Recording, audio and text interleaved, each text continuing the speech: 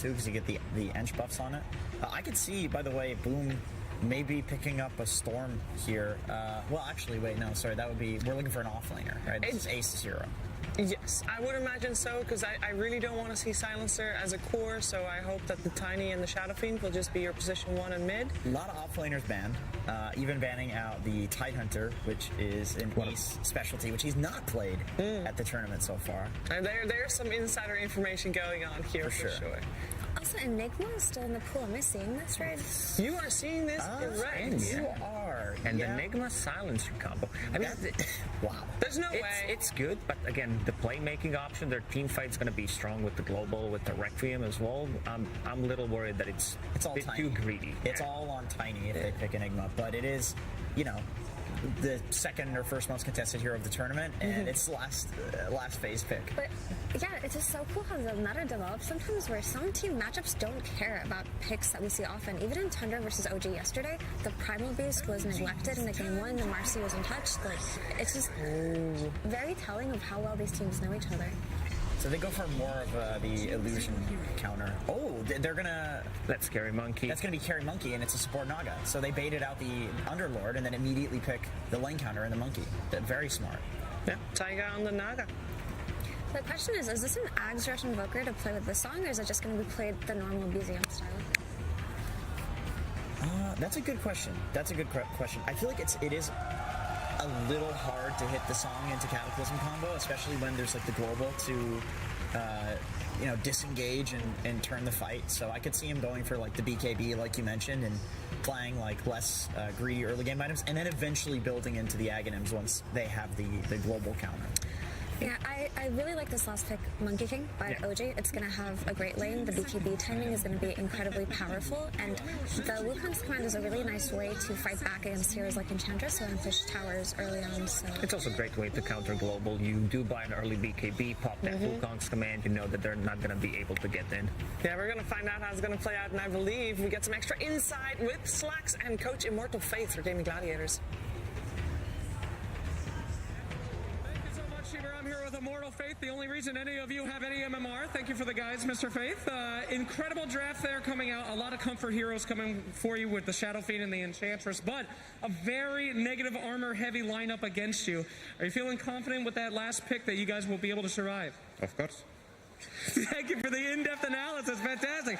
Now, the panel did say a bit of a predictable draft coming out from you. They called a lot of your picks there. Any thoughts on them saying that it was a bit predictable? Maybe it was too good. Maybe it was to them. Yeah, but we knew what OG are going to play as well, right? All right, all right. Mr. Faith, give it to me straight. You going to win this? Yes. Hell yeah. All right. Thank you so much, Immortal Faith. Best of luck to you. And we will pass it over to the creator of the greatest custom game ever made. He gave me $100 to say it. Thank you so much. It's Suns fan and Cinderin. Thank you. Slacks. A rare compliment. I'm actually thrown off here. Suns fan here with Cinder and OG versus GG. Should be a pretty hype match, my friend. My good friend that I don't have to pay to give compliments to me. Yeah, I will just say it straight up. It is terrible. But you should play it. It's actually a great game. So, yeah, we saw the stats, right, going into this. Gaming Gladiators kind of have their work cut out for them. So in the last 21 games, they're down 17-4, which is... I want to say among like teams of this caliber, one of the most lopsided score lines that I've seen, at least. Yeah, I can't really think of any other, to be honest, that's that lopsided. Probably your career versus any other team would be comparable. But that's not at the high level anymore, Shannon. That's a long time. So at one point it was. Yeah, we saw the stats, right, going into this. You could look at the other side of the coin, though. That's a lot of learning opportunities. In the last 21 We've games, seen, of course, it's throughout the entire year, so that's a lot of games. But we've seen a lot of people, you know, lose a series and then come back in the lower bracket and then face them again, and actually it's like a reverse sweep, essentially. Yeah, they didn't face in the upper bracket this time. It was through group stage, so they've had a little extra time.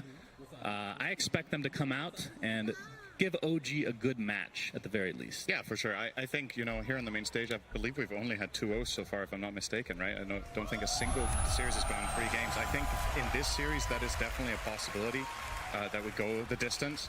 Because between these two teams, as you said, I think So first of all, there's been opportunities for Gaming Gladiators to learn how to adapt to OG during this tournament, but I think it's also probably fair to say that neither team has looked their best, Yeah, right? that's true. OG has had a very dominant year in a lot of other tournaments, but here they kind of barely scraped by and got into the upper bracket, I believe in 4th place in their group, and Gaming Gladiators obviously starting in lowers and getting that win against Fnatic yesterday.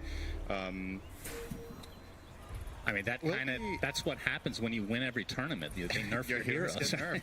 Yeah. I mean, we've been talking about how it's kind of funny to see how, because Amar isn't absolutely trashing, it feels like he's underperforming, because we're just used to seeing Amar just completely take over games, and a lot of the heroes that he has been doing it on, obviously because OG have been winning these tournaments and it's been meta defining, some of his strategies have been nerfed. We've seen the Razor, we've seen the Timber get nerfed quite a bit recently, but still, Gaming Gladiators banned them both. They just have so much respect for this guy and what he brings to the team that they'd rather play against some of the heavy meta stuff than Amar's specialty heroes. Speaking of which, he's playing the Slardar this game, so this is, in my opinion, one of his absolute best. I was looking at the stats last night for number of heroes played in OG, and he easily has the fewest together with Chu, but he was a stand-in for one tournament. Sure. Oh, Darachi might be in some trouble here. Getting blocked a bit by the illusions of Taiga. It looks like he'll be okay, but takes heavy damage here at the beginning of the game. He'll try to walk away. And something worth pointing out about the way OG approached this draft as well was Darachi actually taking a lot of damage here. We'll get a couple of raises in if he wants to, just one though. Opening the face with Naga when you have the absolute last pick of the draft does give you that flexibility option where you can switch it over to support. And what OG essentially accomplished was that they kind of forced Gaming Gladiators' hand to at least pick some sort of solution to carry Naga. And then when they don't like the matchup enough, they just swap it over to position 4 with this minus armor strategy they have. I think OG's lineup in itself has incredibly much, I don't know if you want to call it internal synergy, like the way the heroes play off each other. You have so much physical damage with minus armor, alacrity, whereas Gaming Gladiators' strategy is, as the panel pointed out, very much early heavy. I think it's super important for them that the lanes go well, but they are on a lot of comfort, and to me, maybe the unsung hero. Everybody's talking about Marcy, right? You know, it's like Marcy, Enigma. I think Tiny is still undervalued in this tournament. I think this hero is incredible right now, and they will grab that for Boom in this game. He's one of the very best. Yep, Darachi is still sitting on relatively low HP, but no way to really catch up to him right now. The raise way off here from Darachi. Maybe a little nerves here on the stage. I mean, one thing we should mention about Gaming Gladiators, they started out the year extremely well. I can't remember the name of that. It was the regional finals or whatever it was called. They did really well. And then the second major they placed really, and it feels like since then, they've basically, when they qualified for TI, I don't know if they've dropped off or teams have just figured them out a little bit better, because they just haven't looked quite the same since that point. Yeah, I think this tournament has had plenty of surprises, right? And I think something worth keeping in mind is looking good in groups does not necessarily translate to the main stage, right? We've had examples this year, probably the most glaring one, with EG winning their group and then losing 4 games back-to-back on the main stage. It's a thing, you know, like you can have really good days, you can have bad days. The days you want to peak is on the main stage. And I think something that's really good for Gaming Gladiators in general is that, oh, hang on. Nice cookie. He's going to close the gap here for Yuragi to right-click Tofu. Pops that Fairy Fire for the Jingu is up, and First Blood goes to Yuragi. Gets a little bit of HP back thanks to the Boundless Strike Jingu combo. But OG first on the board. And this is a very good lane matchup for Monkey King, one of the most formidable laners against the Underlord. So getting a little bit of a head start. Another curry? No way. Very good. Oh, he is faster. Yeah. He'll One get more will do it. Oh, that is... I think he didn't get Daracho's curry the first time, right? It was somebody else's, if I'm not mistaken. I think it was Celery's. I mean, this is really bad news for Daracho. That was his salve as well as Wraithband, so a lot of laning presence just out the window here for him. Yeah. Still has the 2 mangoes to work with, so I would say this should be a Shadow Fiend favored lane. Like, Slardar is a melee hero who has no ranged way of farming creeps, so every time you want to go and get a last hit, you're exposing yourself to getting raised comboed. But so far, so good for Amar, right? He's 13-3 against the basically exact same CS scoreline for the Shadow Fiend. And that is while playing with support Naga, who honestly doesn't really offer that much for Slardar most of the time, right? Offers courier killing potential, apparently. You can see another cookie setup kill onto Tofu. Jingu with the Scatter Blast.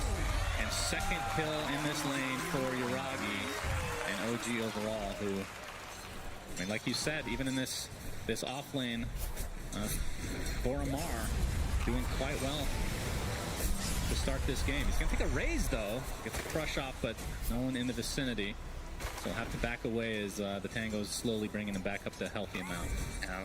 I gotta say, man, I don't want to play Silencer Underlord lane in this game. I feel like Silencer's job is so difficult. You need to offer some sort of presence for the Underlord, because if you don't, he just gets bullied out of the lane by the Monkey King snap. But if you come even remotely close, you get Boundless struck into a cookie and you just die, right? So it's just really, really difficult, and it goes to show how powerful this pick from OG was. I was wondering if Gaming Gladiators were actually going to opt to go for some sort of tri-lane to try to solve this laning problem, because they're one of the teams that likes to do that. But the issue is, I don't think Underlord enjoys either side lane.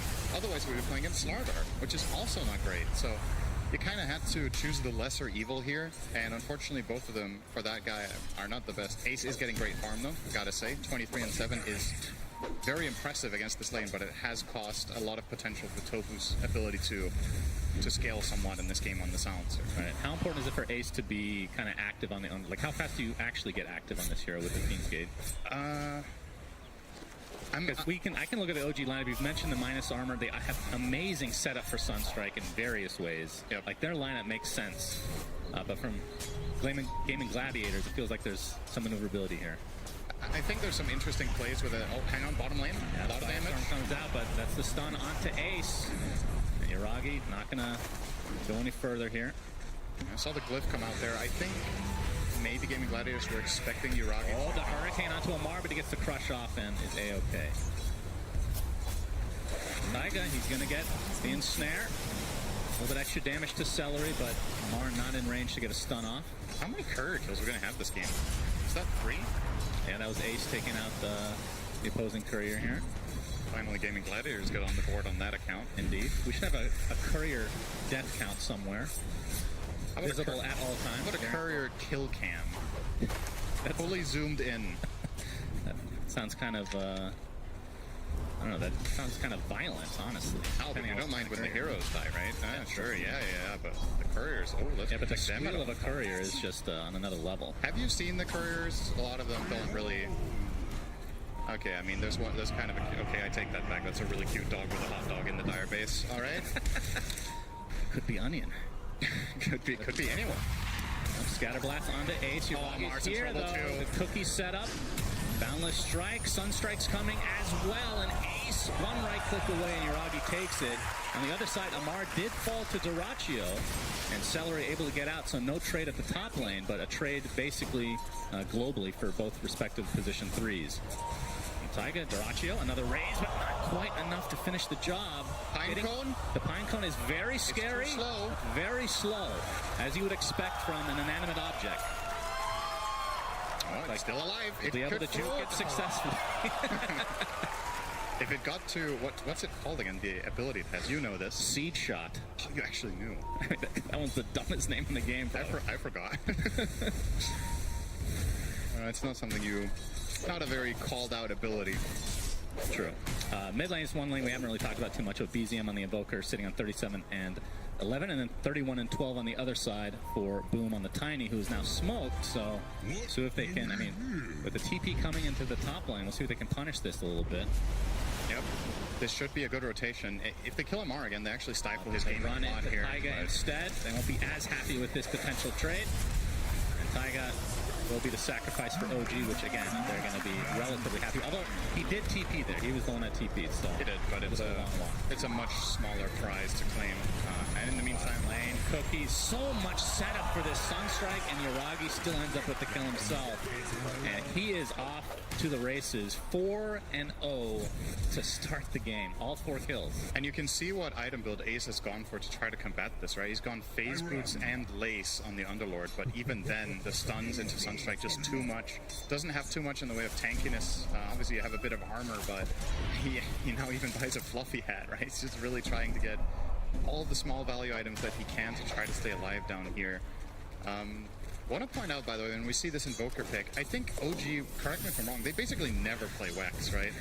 I'm like trying to think to myself about the rate of going these builds on this hero, and even in the patch where everyone was playing Foss Wex Invoker, this guy was the one player who just basically never deviated, BZM, plays an incredible Exort Invoker, and it also goes very much in line with OG's kind of ideology in the patch, right, where they want all 3 cores to scale. So where other Invokers would go Quaswex, Rush Urn, maybe Vessel into Midas, BZM, he goes Brown Boots Midas, Exort, and he farms. And he joins fights globally with Sunstrike, and then eventually he carries the game from mid. So quite concerning for Gaming Gladiators, I have to say. It's not like this is a monumental lead by any means to 1K, but BZM's having a great game, Uragi's having a great game, and arguably their lineup just scales so incredibly well with minus armor on Radiant against Roche as well. Is Amar going for a Midas as well? Yeah, looks like that is also... Yeah, well... That's his catch-up mechanic, I suppose, because he was kind of pushed out of lane to a degree. But we'll see if it ends up being a little... I mean, obviously, I would assume Gaming Gladiators, their response would try to maybe push a little faster, group up a little more before that can really truly come online. It's just the most Amar thing ever, right? Like, a lot of other players, it's like, oh, my other 2 cores are doing really great. I'm going to buy utility items on my starter, and they will carry the game. Amar is like, you guys are, oh, well, BZM, you are level 30 on Invoker, so that's okay, but Uragi, you're only gold tier Monkey King. I don't trust you. I will get the farm. Oh, nice sidestep. Yeah, but he's going to take a full Wukong's command, trying to walk on the outskirts with a Boundless Strike into the Sunstrike again. Not even needed. Enough damage again for OG. And you talked about, I mean, again, not to harp on this more and more, but the Exort Invoker, I feel like it works every time. Every hero on your lineup has a stunner root. Yeah. It doesn't matter who's in the lane. You have a setup.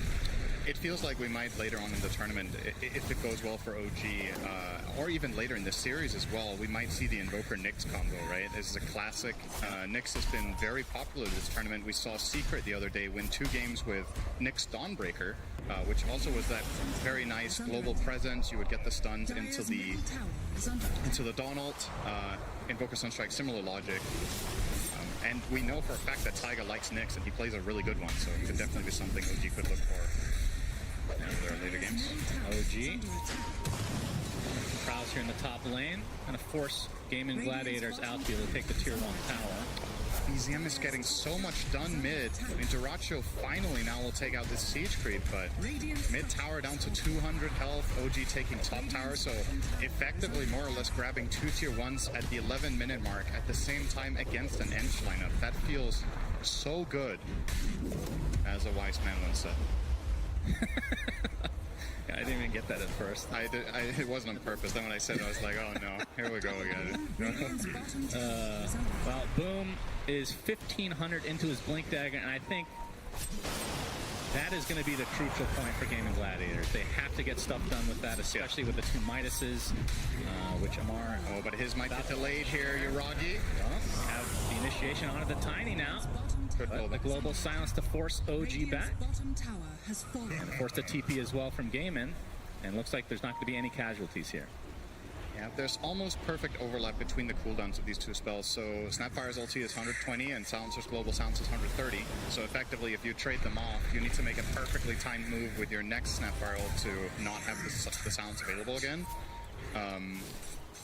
Seems like it was a big part of why Gaimin did pick this hero in this game.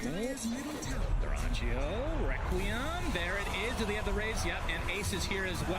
Big kill for Gaming Gladiators off of the Invis rune from Duraggio. But it's going to get punished to a degree. Ace will fall. Nothing comes for free.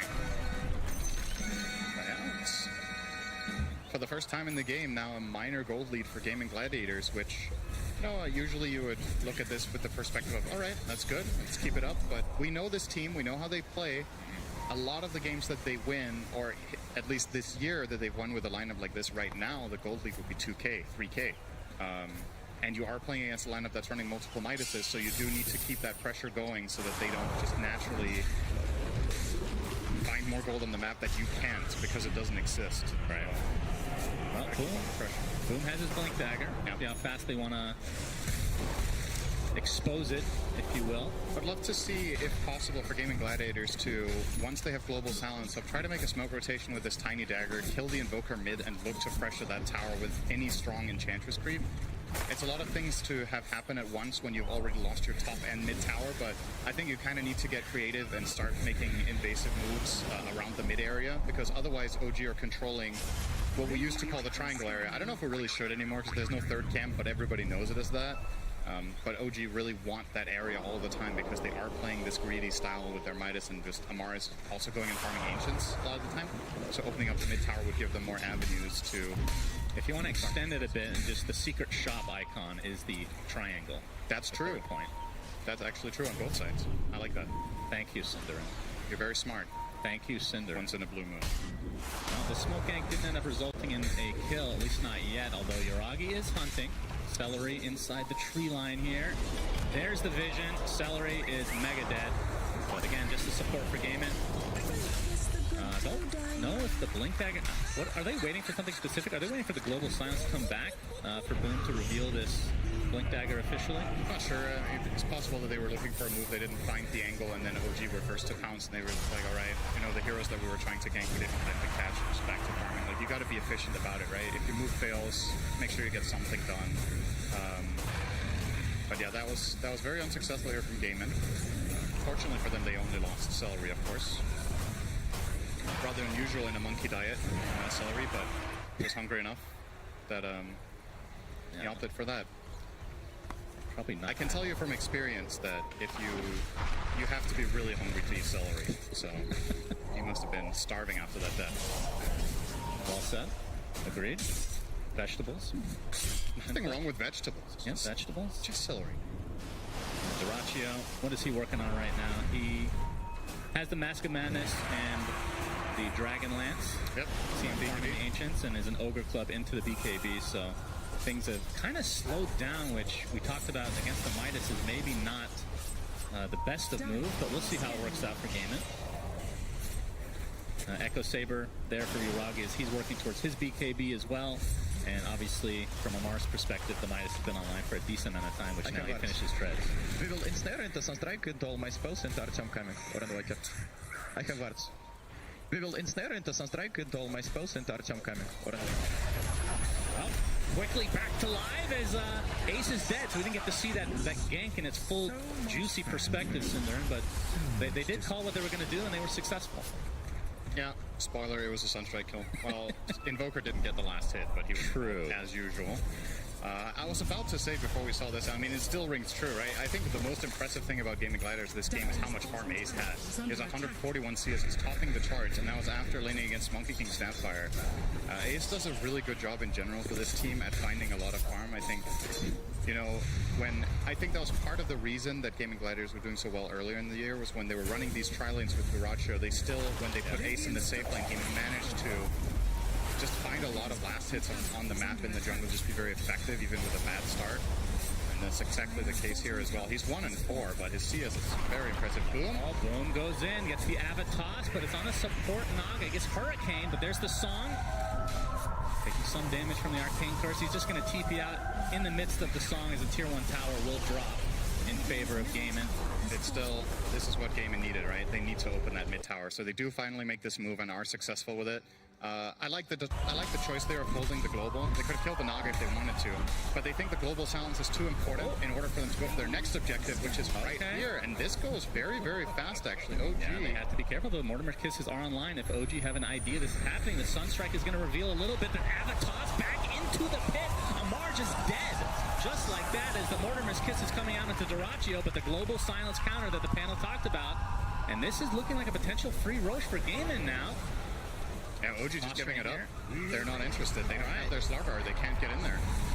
Yeah, and the zoning Requiem as Boom secures the Aegis for himself. Interesting they didn't give it to the Shadow Fiend. I really thought you were going to put that one on Duraccio. I feel like this hero is often very vulnerable and gets a lot of value out of having the Aegis because you don't have to pop BKB in your first life when you return. Taking ults. Yeah, Boundless Strike into the Wukong. Sunstrike timing, but he is okay. Just trying to bait some TPs potentially, but nothing actually came. Does have 15 armor, so Wraith Pact was on cooldown. Oh, he's actually going for the wave. Are you Shiraki going to try him again here? No, not quite. But yeah, I love that move from Gaming Gladiators. Really good stuff. They not only do they get the Aegis, but keep in mind this Radiant lineup is incredibly good at killing Roche. So the fact that you take it away from them is almost as valuable as getting it yourself. Racha would have loved to have it now. The Aegis could have been on him, but instead would have died twice in this scenario, I would assume. Although, you can see Gaiman starting to pincer in a bit. The Avatos onto 3, Misha very low, nice firestorm from Ace as Yuragi kind of separated from his team, attempting to TP out, and he will be able to TP successfully, just barely out. The Aegis was consumed. Yeah, that's pretty good for OG. You're happy with that. You find the Shadow Fiend and you get the Aegis on the follow-up fight. All you lost was your position 5. That's great. Very, very good TP there out from Yuragi, obviously counting the stuns, knowing there's nothing left. The only cancels that they have are Requiem, which was dead, and then Underlord Root as well as the tiny combo that was used immediately in the beginning, so good call there. And OG with the 1k lead at the moment. But it does, again, I know that OG are kind of the favorites going into this series, but with these Midas pickups, I feel like the fact that it slowed down a decent amount, they've kind of nullified the Roche that Gaiman was able to claim for themselves. It feels like it's OG's momentum right now to a degree, despite that Roche. This aggressive move from OG could actually fail horribly. They don't know that they're visible under the ward. And the toss, Requiem to follow. Yuragi is mega dead, and here comes Ace with the Fiend's Gate. Misha's going to be the second kill, so nice pickups for Gaiman. What a sick ward. Like, I totally understand OG don't expect there to be vision there minute 19 around their own triangle there, but that paid massive dividends. That's a huge kill on the Monkey King. They get a little bit of a bonus there, and obviously what OG were hoping for here was for the Shadow Fiend to go and farm the Ancients so that they could get that kill with Monkey Snap plus the Sunstrike. But Gaming Gladiators one step ahead. They knew it was coming, and they set the trap. And that's going to result in a BKB now picked up on Duracho, and he's immediately eyeing up that Aghanim Shard. It feels like it's different how people progress from this point on SF. We've seen some people get the Shard, we've seen some people go straight Butterfly, we've seen people go Daedalus in this slot as well, Scotty, there's plenty of options for what you can do on SF. I think the Shard is nice though, for how the game is going right now. You want the extra, I mean, even just the extra little bit of fear is actually very helpful. Why are you laughing? Isn't that the best part? It's so good. I mean, it's half a second, right? He gets initiated on by Mar, who pops his newly picked up BKB, continuing to bash away as the raid pack is placed. The global silence is not really going to dissuade OG from continuing any further. And Taiga, he's going to get the backup of the rest of his team now. Now the focus is entirely on Ace, and the Mortar Miss Kisses are going to be enough. Double kill for BZM off the back foot of this. 3 dead for Gaiman as they are punished severely for entering OG's jungle. And global silence there was expended, which means Misha could finally get to play a big part of his hero, which is always fun when you get to use your ultimate ability. I have a mechanics question for you. Yes? For the Shadow Fiend, he has Specialist Array. How does that work if you get Shard and you're critting? Pretty sure it only works in main attack. Okay. I think it follows the same rules. I believe when this item came out, it actually synergized with Side Blades, but I think that got changed pretty quickly because you were Side Blading on all 3 projectiles, and that was kind of insane, if I'm not mistaken. But yeah, I don't think any of the secondary attacks carry anything at all. No attack modifiers, no crits. You're right. It's still nice on SF because you hit really hard and you like his stats, so it is a good neutral item on him. I wonder if SFs, if they could choose, if they would prefer this over Grove. I don't think they would. I think the SFs would rather that still. The attack range and the magic damage increases super nice in his hero. So. As he's actually opting not to go for the Shard this time, so it will be a Daedalus.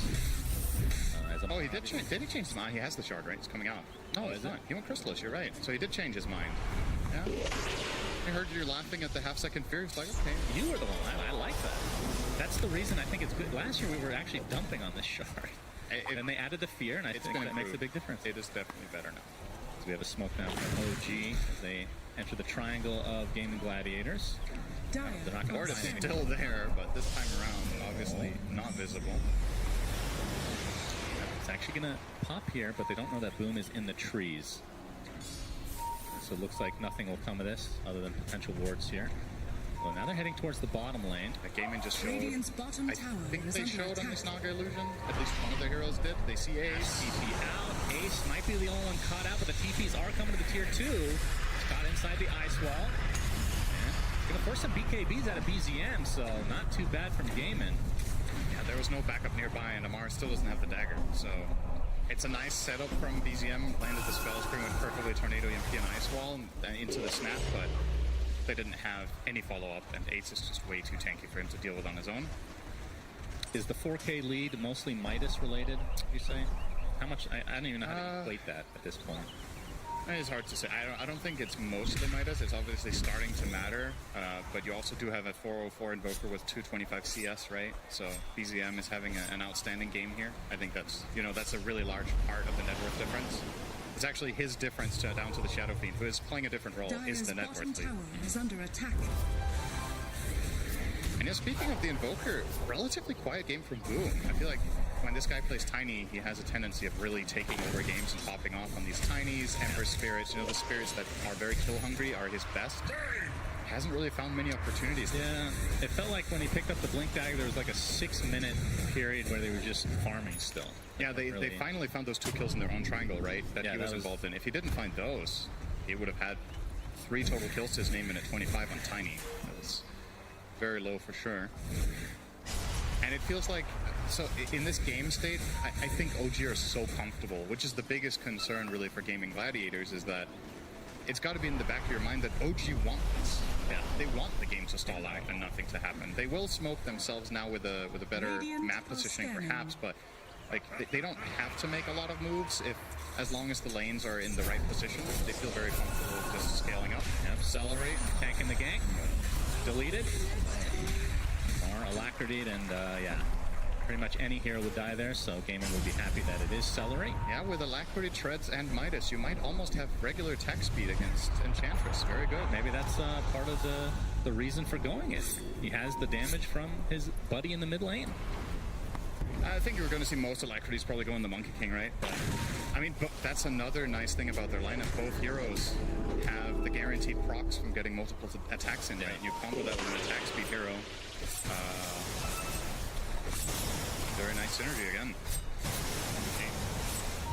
Yep, next rush, 35 seconds away, and I think that's gonna Gaiman have to get that one again. Obviously, the first time they got it, like you said, it was kind of taking it away from OG more than anything, but felt like they didn't really use it in any like meaningful way. That's BZM. Not going to get gone on here by Boom, who is working on the Aghanim Scepter. This is actually really good timing for Duracho, so we're only 10 away from Big Bad Stone Man. And they do have a DD on SF. Good vision here from OG, though. Mortimer's Kisses going to reveal Celery here. Taking heavy damage, has the heal going, though. You tell Amar, oh, the blink is canceled thanks to the Arcane Curse. Yuragi now resetting. A little bit of an awkward mini engagement here between the two teams as they know that Roche could be up. Once again, great play from Tofu to not global there. It's very important that you have the right read. I think Misha was maybe hoping to bait it out, because if he forces the global there, OG are very strong to contest Roche. But with that still in their arsenal, they have ways of solving the BKB Invoker going in, the BKB Monkey King. It's a really big part of OG's team fight that Monkey gets his ult off. And if they see him at any point and he has to pop BKB defensively before he ults, they just global him out when he starts channeling the ult. And it gives them a lot more space and time in the fight for SF and the Tiny to deliver. Yeah. Gonna see this is a really, really important moment. OG had the vision in the pit there. The Naga illusion as well as a Corpse Spirit. They're pushing out mid lane with raises. Yep, as Roche is already approaching the half HP mark. We'll see if Gaiman can try to contest this, because this could be a turning point for them in this game, no doubt about it. They're going to run right into Misha. As Roche is abandoned temporarily, but Ace is caught out. Yuragi gets off his ultimate, but he's taking heavy damage, has to pop the BKB, and now everybody tries to reset as the global silence comes in. Kind of resets his fight to a degree as Boom gets the Avatos onto Misha. It's going to be close on this kill. Finally finds it. That's just the first death in this engagement. As you can see, Amar going to town on the BKB SF through the song. And he's going to find that kill relatively easily, but he's going to be traded as a double kill for Celery of all heroes. And it turns into a 3-for-2. BZM has to ghost walk away. Yuragi's still fine and healthy. As the rest of Gaiman might have to reset a bit as 2 cores have died. And really the trade is for 2 supports. It's BZM! Nets the double kill thanks to that Sunstrike. And with that, Gaiman have to abandon this for the time being. You can see that Roche still pretty healthy, so it's not going to be an instant take for either team. I wonder this fight that we just had break out there, where Ace got effectively forced down to 20% before he got out of the Monkey King ult. I wonder what that fight would have looked like if they globaled the Monkey ult. So we see it here, right? Uragi jumps in and channels the ult there. If you global, he's just going to pop BKB and ult again, right? So I guess there was just no way out of this, but it is a really important thing for OG in this fight that Ace is that low.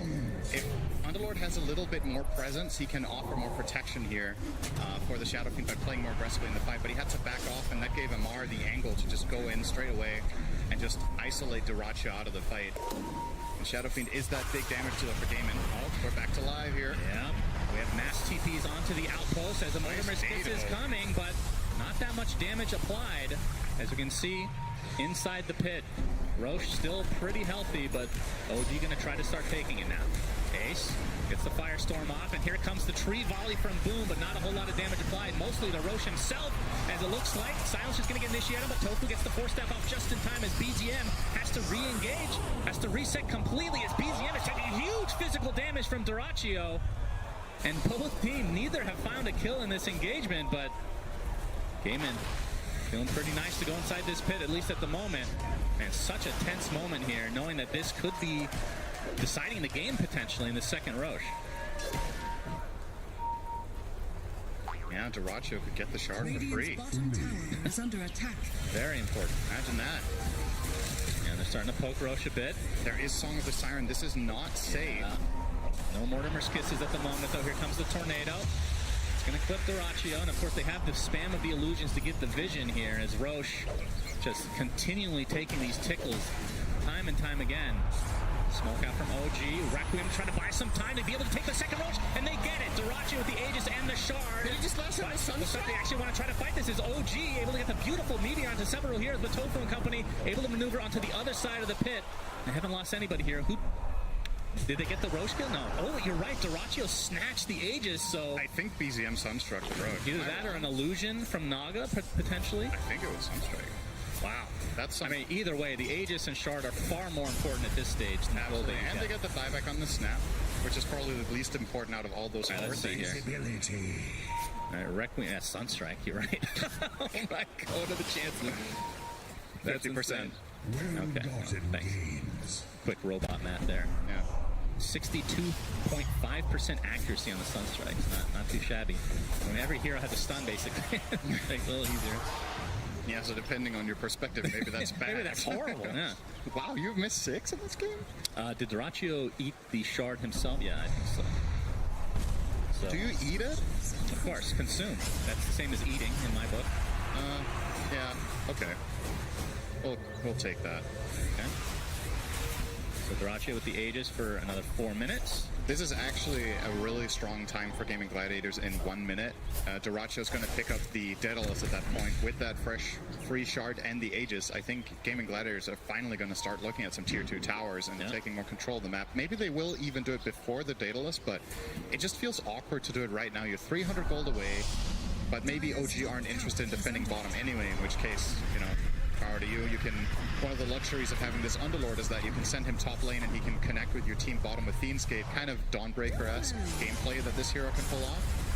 So they're not even too worried about ending up trading towers, but they should be worried about Ace's life potentially trying to fade out a BKB here. Now he doesn't have the mana for it. Yeah, TPs are coming, but he's done. Amar. TPs matter not. Wukong's command use from Uragi. I guess that's going to be used to ward off the rest of Gaiman that were potentially coming, and they'll take the tier 2. It's a celebratory arena for the tower. Yeah, makes sense. Oh, that's not where he wanted to get forced by Celery, I think, but it's okay. I mean, OG have done a pretty damn good job of... I mean, they've been giving up the Aegises, but it feels like they're the ones with the Aegises in a lot of ways. Gaiman haven't really been able to capitalize either time. They have 2 of them. Shut up. Okay. Oh, the Salkira's now on Amar. And the physical damage continues to be ridiculous from the side of OG. It feels like both times that Gaiman have had the Aegis, the lead has grown a bit for OG. Yeah. Way. Well, now we can start talking Midas, because now it's been quite a while, right? Yeah. Both Invoker and Slardar, I would guess, have used it about 10 times each, perhaps. So that will obviously start really mattering and racking up. And Amar, as a result, also with the extra experience, has now reached level 20. So that's the -4 Corrosive Haze armor talent. Now down to -24 total on that spell. Do you ever buy a shard on this hero at this point? Like, it feels like a pretty good, valuable purchase, right? Yeah. Especially considering what heroes you're playing with. A lot of the time, Slardar wants to get it for free from the Roche, but Amar is prioritizing, for the time being at least, going for a Nullifier to prevent the Force Staffs, which is honestly the main thing keeping him from just flat out killing heroes on his own, right? Is that they're pushing them away with the Eng Force Staff, with the Shadow Fiend Pike, and a Force Staff and Silencer too, right? They have 3 of them. So that Nullifier will be very valuable. Well, Gaiman with the Aegis, grouping up top lane. They get the tier 1, looking for the tier 2 next, but it's going to be a trade again as OG, despite not having the Roche goodies, are A-okay with this trade. All right, it's forcing time. Indeed. Here we go. Less than a minute left on the Aegis, so see how OG want to try to approach this. Do they have any offensive Force Staffs? Balance strike, and look at the damage! The Aegis is just gone like that. Now the Wukong's command into the Meteor, and Dyrachyo dies a second time in the blink of an eye. Ace has to BKB Fiend's Gate away, and the rest of Gaiman have to ditch. Celery doesn't have that opportunity, and it looks like Tofu's TP gets canceled as well, so 3 dead as OG just on another level here. Now with a 12k lead. Yeah, I was looking if there was a potential offensive Force Staff play there onto the Shadow Fiend, because he was just standing there hitting this tower. They don't have any Force Staffs, they don't need them. They literally just kill him instantly. Obviously, Gaming Gladiator, they have 1 save, which is Global Sounds, but doesn't really work for situations like that. Like, you're going to jump the SF, they pop Global, I think he still dies. And on the second life, they have literally no chance of saving him. He's getting permabashed by the Slardar when he comes back up, so that kill was instant. You're going to see now they drop the Monkey King ult, and I think Amar turns back on him as well. Like, instant bash again. He didn't play. The fact that he had the presence of mind to go outside the Wukongs to hit a couple random enemies to get the bashes up again, to be able to get the literal permabash is insane. Yep. Man, clean. So hard to play against that. That's Tree Volley coming in. Boom. Oh, okay. Some damage gets the Avatos back into the pit, and they're going to get some form of revenge onto Amar. But they're going to need a lot more of that to get back in this game. Well, they could at least claim a mid-tier 2. I don't think Amar is interested in going back for that unless OG do get a very clean setup once again, but maybe they're going to just try to defend it the aggressive way. They're pushing top, and they initiated on. The sheep stick is there, and he is deleted. They can actually force them back here. They can defend their tier 2 tower mid by pushing top. The OG or Gaming Gladiators have to come back here. They're sending back the Underlord for now. Forge Spirits won't be able to finish it off, although boom, he's going to get ensnared, and you can see Gaiman have already TP'd a couple heroes, so they don't have that many in numbers. Boundless Strike connects as well. Dyrachyo has to Requiem to try to zone away the rest of OG, but there's the Sheep Stick and the Meteor with the Mortimer Skits. There's so much fire destroying the Stone Man as BZM able to get his BKB off, but you can see the song being used, and now they're just going to focus down the BKB targets for the time being. So 2 dead in favor of OG. With the Wukong's command, Boundless Strike onto 2, and Gaiman are getting destroyed. Oh, so clean. What an insane fight from OG. Everything landing perfectly. Man, great spellcasting synergy. The way they set up that kill on Tiny and take advantage of him not having BKB is just so clean, right? And snare into the scatter blast damage so he can bling into the from the Monkey King. Just so clean. What's the worst that can happen? And everything from Invoker. That's a good line for that moment. Some positivity here as OG now going to the high ground, and obviously we can see there are a couple buybacks, but they're not going to be that impactful right now. The fortification is popped, and this is looking like minimum 2 lanes if not more. And again, when Shadow Fiend's back, he's going to have half the soul, so won't be as powerful as he could be. Is under attack. Scotty now picked up by Uragi. That's 2 lanes. And now trying to go for the Megas. Boom. He's going to get initiated on mid-tree volley, and look how fast he dies again. Scatter Blast finishes him off. He does have buyback this time, though. But at this point, it's going to be Mega Creeps. As Gaiman, they're just getting zoned out by BZM, who has a delicious meatball surprise with that refresher. And the global silence is there. Can't play. Like, he's literally just He just dies on the outskirts, as the rest of Gaiman are stuck in their freaking fountain right now. Good lord. OG, I think it's just the range racks on the top to be able to get those Mega Creeps. As Uragi pops the BKB, boom, with a pretty good tree volley, but it's not enough damage at this stage of the game. As they're going to be able to finish off, and that's a dieback for Mr. Boom himself.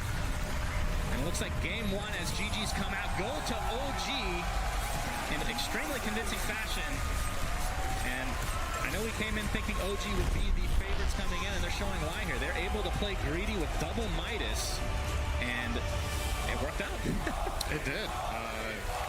Gaming Gladiators went for one of their, tried and tested and true strategies, but they didn't get the lead that they needed. They're very used to, when playing these kind of tactics, to get that early advantage and snowball with it. And OG managed to weather the storm in their lanes, keep it close, get the Midases, get the farm up, and honestly, just a standout performance for me in this game by BZM on the Invoker. Not really too surprising, I guess you could say, from an XOR Invoker with a good laning stage, but just really clean across the board. They pulled out this first phase Naga Siren support, made it work, kind of caught, it felt like it caught Gaming Gladiators off guard in the drafting stage, that this Naga was just transitioned to position 4, and yeah, just very clean stuff from OG, inspiring.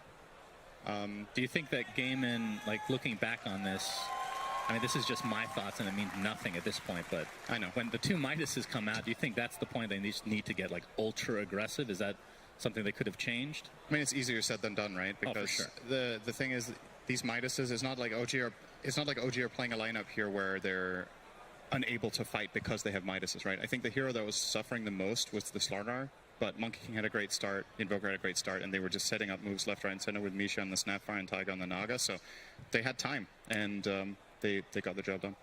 So game 1 goes to OG, and of course it is a best of 3, and this is an elimination series, of course, because we are in the lower bracket. Let's see what the panel has to say about the physical damage lineup of OG. Thank you very much indeed, Sunsfan and Synderen. We're going to prepare for that second game of the series and break down the first one. And it was a lot about this matchup. We got the carry matchup. I need to talk about mostly the guy at the very end over there, because Shadow Fiend, I think maybe we saw a little bit of panic pressure coming out from Gaming Gladiators Lacoste, where at some point they got the ages, they're like, oh my god, we need to make this work. And then everything fell apart even more than it I want to go back to even further. Laning stage. Okay. Taiga did manage to kill Career twice from the Shadowfiend, which did set him back. This is supposed to be the lane that they completely dominate, playing the Shadowfiend into melee matchup. But yeah, as you said, when they were sieging the high ground with the Shadowfiend, they wanted to make use of it. They're like, we got to do something with it. TI nerves at the stage, it's going to happen, but also this Monkey King, like, he had an extremely good laning stage coming up with the Snapfire, Cookie to close the gap and being able to dominate the lane, also TPing to the top lane and managing to kill the Shadowfiend. This was one of the moves that kind of sets the tempo for the game, where you kill Shadowfiend and also you take the tower. But not just that, also Monkey King's really strong lane with the Snapfire set up for so many Sunstrikes coming out of Invoker, which gave BZM that extra boost that he needed in the early game to transition into that mid game, because they did get the Midases, the gameplay did slow down in OG, and Gladiators did capitalize on that, right? They got 2 Roshas, they took some really good fights, they took over OG's triangle, but you had BZM on this Invoker just playing the map impeccably well, right? He just never. We're not going to let Jack install having gotten to the point where good. Yeah, it was just so impressive. That was a masterclass of macro gameplay. He was just pushing out the lanes to the very end. And the most important thing that I want to highlight that BZM did on this Invoker is that the target that he bullied the most was the Underlord of Ace. He was constantly EMPing this hero who wanted to come play the map, right? He wanted to push out lanes, but he would walk to a lane completely drained of mana, because that was literally all BZM wanted to do, was EMP him and then he'd just have to walk base. He couldn't do anything. Different matchup because Tiny needs to control the runes. He needs to move. He needs to be not under ward to be able to gank, while Invoker does have a Sunstrike. If Tiny leaves the lane, that means with the Forge Spirits, he's going to be able to push the tower. At 11 minutes in, they did manage to kill both safe off lane and the mid tower, which did open up the map quite a lot for OG. Yeah, I mean, BZM, like you guys said, was an absolute monster that game. I feel like he was the real carry. But I also feel like going back to the original matchup, Gaming Gladiators, the carry SF, it seems like to a degree it's been figured out by some teams at this tournament. We've seen Bloodseeker go for Basher and just sit there and man up against the SF, and SF can't out-trade that. Slardar did the exact same thing. Monkey King did the same thing, especially with the minus armor and the alacrity. Monkey King eventually gets a Basher, but it seems like these heroes that can just BKB, ignore everything else, and just straight run at the SF is the way to counter it. And it makes me think, like, maybe this is something that it's one of these heroes that's supposed to fall off after the first few days of the main stage, because that's happened every single year with some heroes. Yeah, it happens indeed. I also wanted to touch upon something that you guys saw during the draft that they weren't too happy with the silencer position 4. Who wants to take that one? Yeah.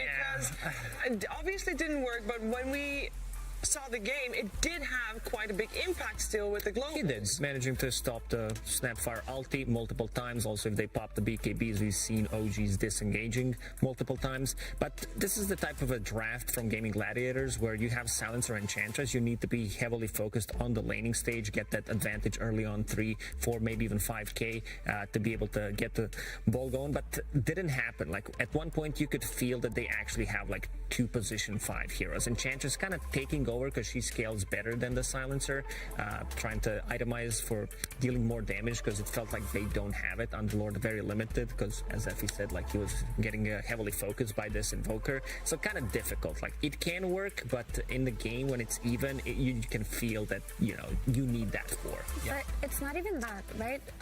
That is an excellent point, but I just feel like Gladiators draft, the heroes were so slow, right? That once the map started to get like picked apart by OG, they parked their Naga near the jungle where Gladiators was playing because it was a way for Naga to kind of scout people out with her illusions, but also cancel TPs with the song or potentially set up good situations for OG. So I thought that was like a neat little thing that they did with her. But like Lacoste mentioned, this Silencer, this Enchantress, this Tiny, they're just all very slow. The only hero who had a means to potentially open up the map and counterplay the movements was the Underlord, and like we mentioned, he wasn't able to do that. So while the Silencer did contribute a little bit, like by way of giving Roche, because you had the global to take 2 Roches, he cancelled Mortimer's Kisses. He did some good stuff during the game, but just this slow-moving hero, his weaknesses just unraveled throughout the game. Yeah, it really does. So time to go back to the drawing board for Gaming Gladiators. We'll see what they got coming towards OG in game number 2. And while they're discussing that, we are going to check in with Casey and Slacks and see what they're up to. Woohoo! All right, so we came out to find some of the biggest fans from both teams. That's who we came out here to find. OG fans in the house? OG! Yeah. Except, who is your favorite player? Seb. See? I know he's back there. I come out to the crowd, I'm like, OG fans! They're like, me! Everybody's like, Seb, go Seb! I'm like, you know he's not playing this. You know that's changed, right? Yeah, he's back there. I know he's there. What do you want to say to him if he can hear you right now? I hope we can get a picture with him and interview. Yeah, Seb, stop what you're doing right now. Come on out here. We need a picture. What about you? Who's your favorite player? ATF. Ooh. Amar. Yes. Gather in. ATF. Amar. ATF. BZM. No tail. No tail. Again, with us in spirit, but yes, I like it. Now, you guys promised you would do an OG dance with me. You ready? Yeah. Okay, come on, let's go. All right. I'll bet you Slacks can't beat this. Good OG. Cut the camera. There's other teams out there. In fact, the Gaming Gladiators. We found the literal Gaming Gladiator celebrate. Is anyone here a JJ fan? All right. These people need to get motivated. The boys need to hear you in the back. Please give us a rousing speech, Mr. Gladiator. I give you. Give us a Gladiator fans. Are you not entertained? Yeah! We never give up. We're gladiators. We're strong physically. We're strong mentally. We're never out. GG. Next game. Let's go. Hell yeah, let's go! I want the game 3. I know the Gladiators do. I know the OG fans do. Casey, game 3. Oh, that is a great impression. Thank you very much, and we'll put it back to you guys. Whose hat is this? Whose hat is Don't worry about it. You steal drinks and I got the What lights. do you do here? That's Great, not good. thank you, yes. All right. Well, thank you very much, Slacks and Casey. You got quite some fans in the arena. Indeed. Are you doing well, Jenkins? What do you Are got well? there, Jenkins? Some sauce OGs, huh? I don't get it. Sausage. Yeah, speaking about OG, I feel like the last game, the fact that they built 2 Midases, they knew that they could basically hold out the early to mid game, and then eventually the timer was on Gaming Gladiators. It really was. Yeah, yeah, that's it. That's all. Okay, well, with that said, let's focus our attention on what the teams are actually discussing right now, because we've only had 2-0s, and these teams, they're very well aware of it, and as we heard earlier today, momentum and confidence plays a big part in the current meta because of the extra duration of the games. Jenkins had a perfect explanation earlier today, but that means that there's extra pressure coming into the teams during these 10 minutes. Immortal Faith, the coach of Game Gladiators, got his work cut out for him, of course. Effie, what would your speech be? My speech. Yes. I would say, don't give up, guys. Woo. I'm not sure if that would do the trick. I'm motivated. I would take this gladiator guy from the audience and put him That in. guy. Like, do the speech for me. That's true. They should find that guy Do and the just put speech. him in the booth. Do the speech. Yeah. No, but I think that Gladiators really are onto something, because that game didn't look bad. Like I said, the map just kind of got out of control for them, and their heroes were not equipped to play the same macro game that OG's heroes were. But those first 25 minutes, they really had the right idea, because as we see with OG, they're still not playing the Wraith Pact offlaners, and when a team like Gladiators does group up for the 5-man, they can exploit their Wraith Pact hero, their 5-man heroes, versus OG's really greedy cores still. Indeed they can, and we are having the teams coming back on the stage. So all those discussions have already taken place. There's only one focus now, and that focus is on the upcoming game. That focus is on the draft. And we could very much see that these teams are very used to each other, because when the Naga was first picked up by OG, Gaming Gladiators knew that this is going to be a support Naga. They ended up banning out some carries at the end, because they knew that Naga was not going to be in the hands of Yuragi there at the end. It's going to be interesting to find out what else they got up their sleeves. What else do they have up their sleeve, you think, Lacoste? I think Gaming Gladiators, they need to shift things up a little bit. Like their hero pool, as we said before, was one of the lowest ones, and these players, they can play different heroes. Also, like Boom did great. He did extremely well. We saw a game against Fnatic when he popped off completely on the Storm Spirit during the DPC. His Ember Spirit, his Storm Spirit were one of the best tools. Something that did lift this team up quite a bit. So maybe go that route, like give him constant pressure on the map. And maybe I also want to see Ace on something different. Like Jenkins did say that Tidehunter, one of his best heroes, definitely wasn't picked so far in the international. But yeah, something that can run at people, something that does stuff compared to the Underlord, who's very sluggish as a hero. He's been actually playing a lot of Brewmaster, not run at you heroes. Yeah, I mean, I guess Brew kind of is, but he's pretty dependent on the ult. Brood kind of takes over an area. Brewmaster. Underlord, yeah, that's the new hero they're coming out with. Underlord is like, yeah, you take an area, but Enigma, same thing. Like, yeah, it would be cool to see him on his Beast or even Visage, yeah, Night Stalker, some of his signature heroes as well.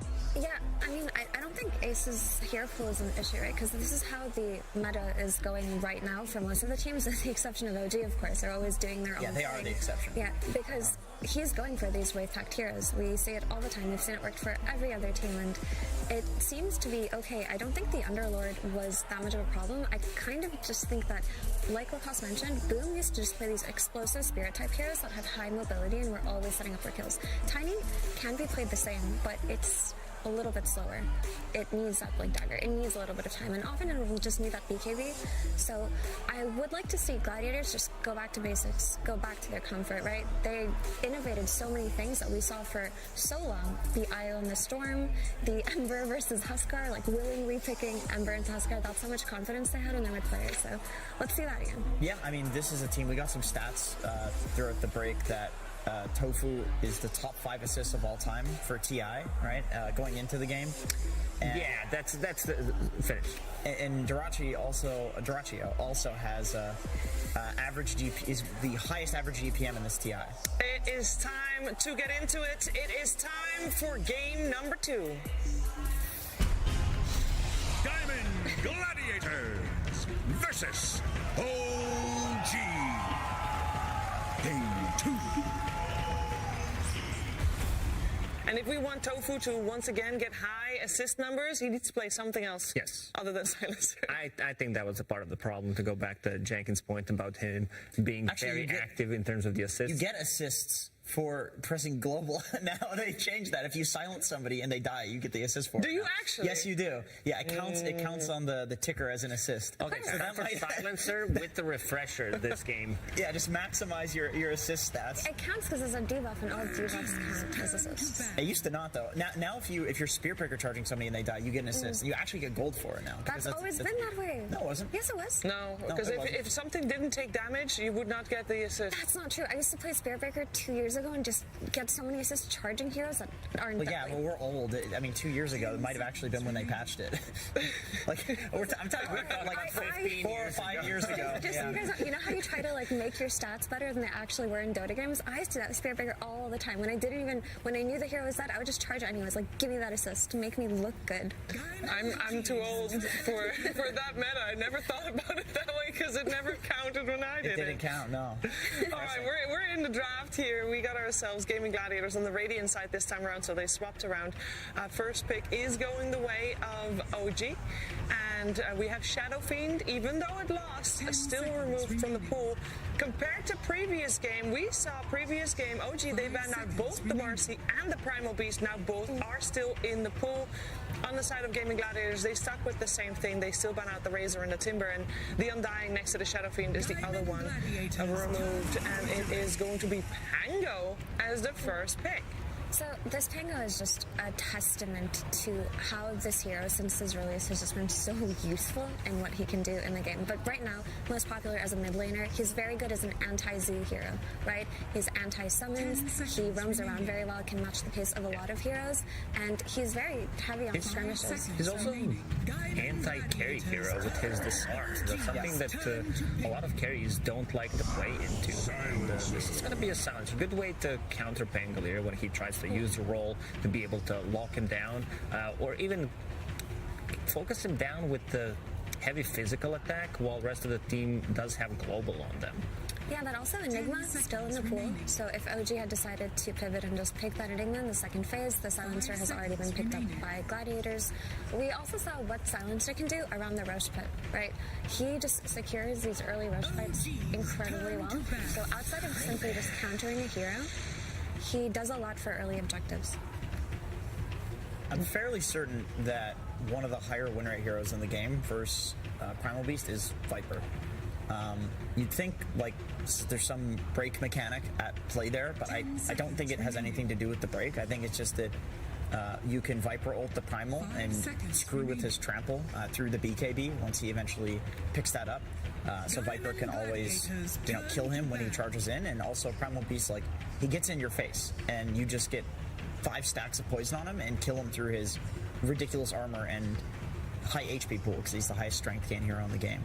So I do like this Viper pick. Yeah, they might shift the priority of this Primal Beast, because both Boom and Ace were playing it so far in this TI, so maybe start thinking about different, because I mean, even Viper is a flexible pick. Like, you can go to pretty much every single role with this hero, and Yuragi, his hero pool is the highest at the international, so they might still run Viper. He's played so far, I believe, 18 different heroes. Crazy. Okay, we got a Lich ban out coming from Gaming Gladiators, and now we see also the Marcy removed. And Lich is a hero that we have seen become a lot more popular simply as a response to the Marcy because people have caught on to how strong Frost Armor can be, especially if you're not playing versus any Dispels or Purges. And a lot of heroes like Primal Beast love to combo this hero. We've also seen it comboed with Lesh, and just that early boost of being able to go in the enemy team, just go in the center like a bulldozer and live out for as long as possible is really annoying to play into, even if you're not directly countering anything. And just removing a couple of the strong heroes for OG here with the Broodmother as well. Templar Assassin removed inside of Game of Gladiators, also potentially avoiding some extra minus armor strap from the carry side of things. Now that there's no Slardar at play. It's insane that Enigma is just ignored, even by the teams that get the silencer. And Marcy just made it all the way to the second phase. Okay, there it is. Thank goodness, there it is. But I just feel as though the heroes that are incredibly popular during groups always fall off during main stage somehow. And at least a few of them, yeah. They can figure it out. The thing is, we were making these discussions, or we were making these points about how main stage meta shifts towards team fight and comfort, but I feel like Enigma is a hero that's comfort for almost everybody because he's been in meta for what, 6 months now? It's been so long. You need to know how to play Enigma, otherwise, you're going to be very crippled when it comes down to variety of the heroes that you can play. And Crystal Maiden, like, I don't mind seeing Crystal Maiden Silencer as a duo, because I think it's a bit different.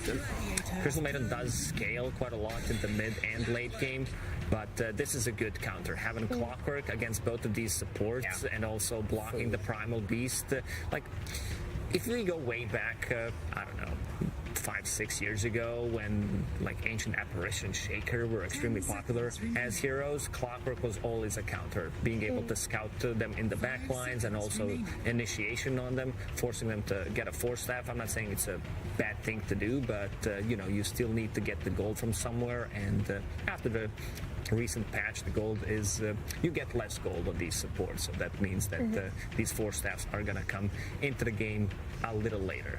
Yeah, and I have to, that's actually a really great point. Supports got super nerfed versus Clock when they don't even get gold anymore. And yeah, the flag bearer creep kind of equalizes that and gives it to the carry, but often supports aren't even on the They're not even there, they're running like bounties and doing like other support things. Honestly, maybe you'll get 1 to 2 flag bearer creeps in the first 10 minutes, but you have so many other things to do that you can't play the greedy route and just try to stick around for every second wave. It doesn't work that way. So supports really have lost a lot of gold this time around, which interestingly enough, I thought maybe Bounty Hunter would become more popular simply because of that, but yeah, that hero still sucks. He was very popular in pubs just before TI. Like I was thinking like, oh man, all the pros are playing this. That's because people have fun stealing gold from people. That's what I found. It is pretty fun to go goblin mode.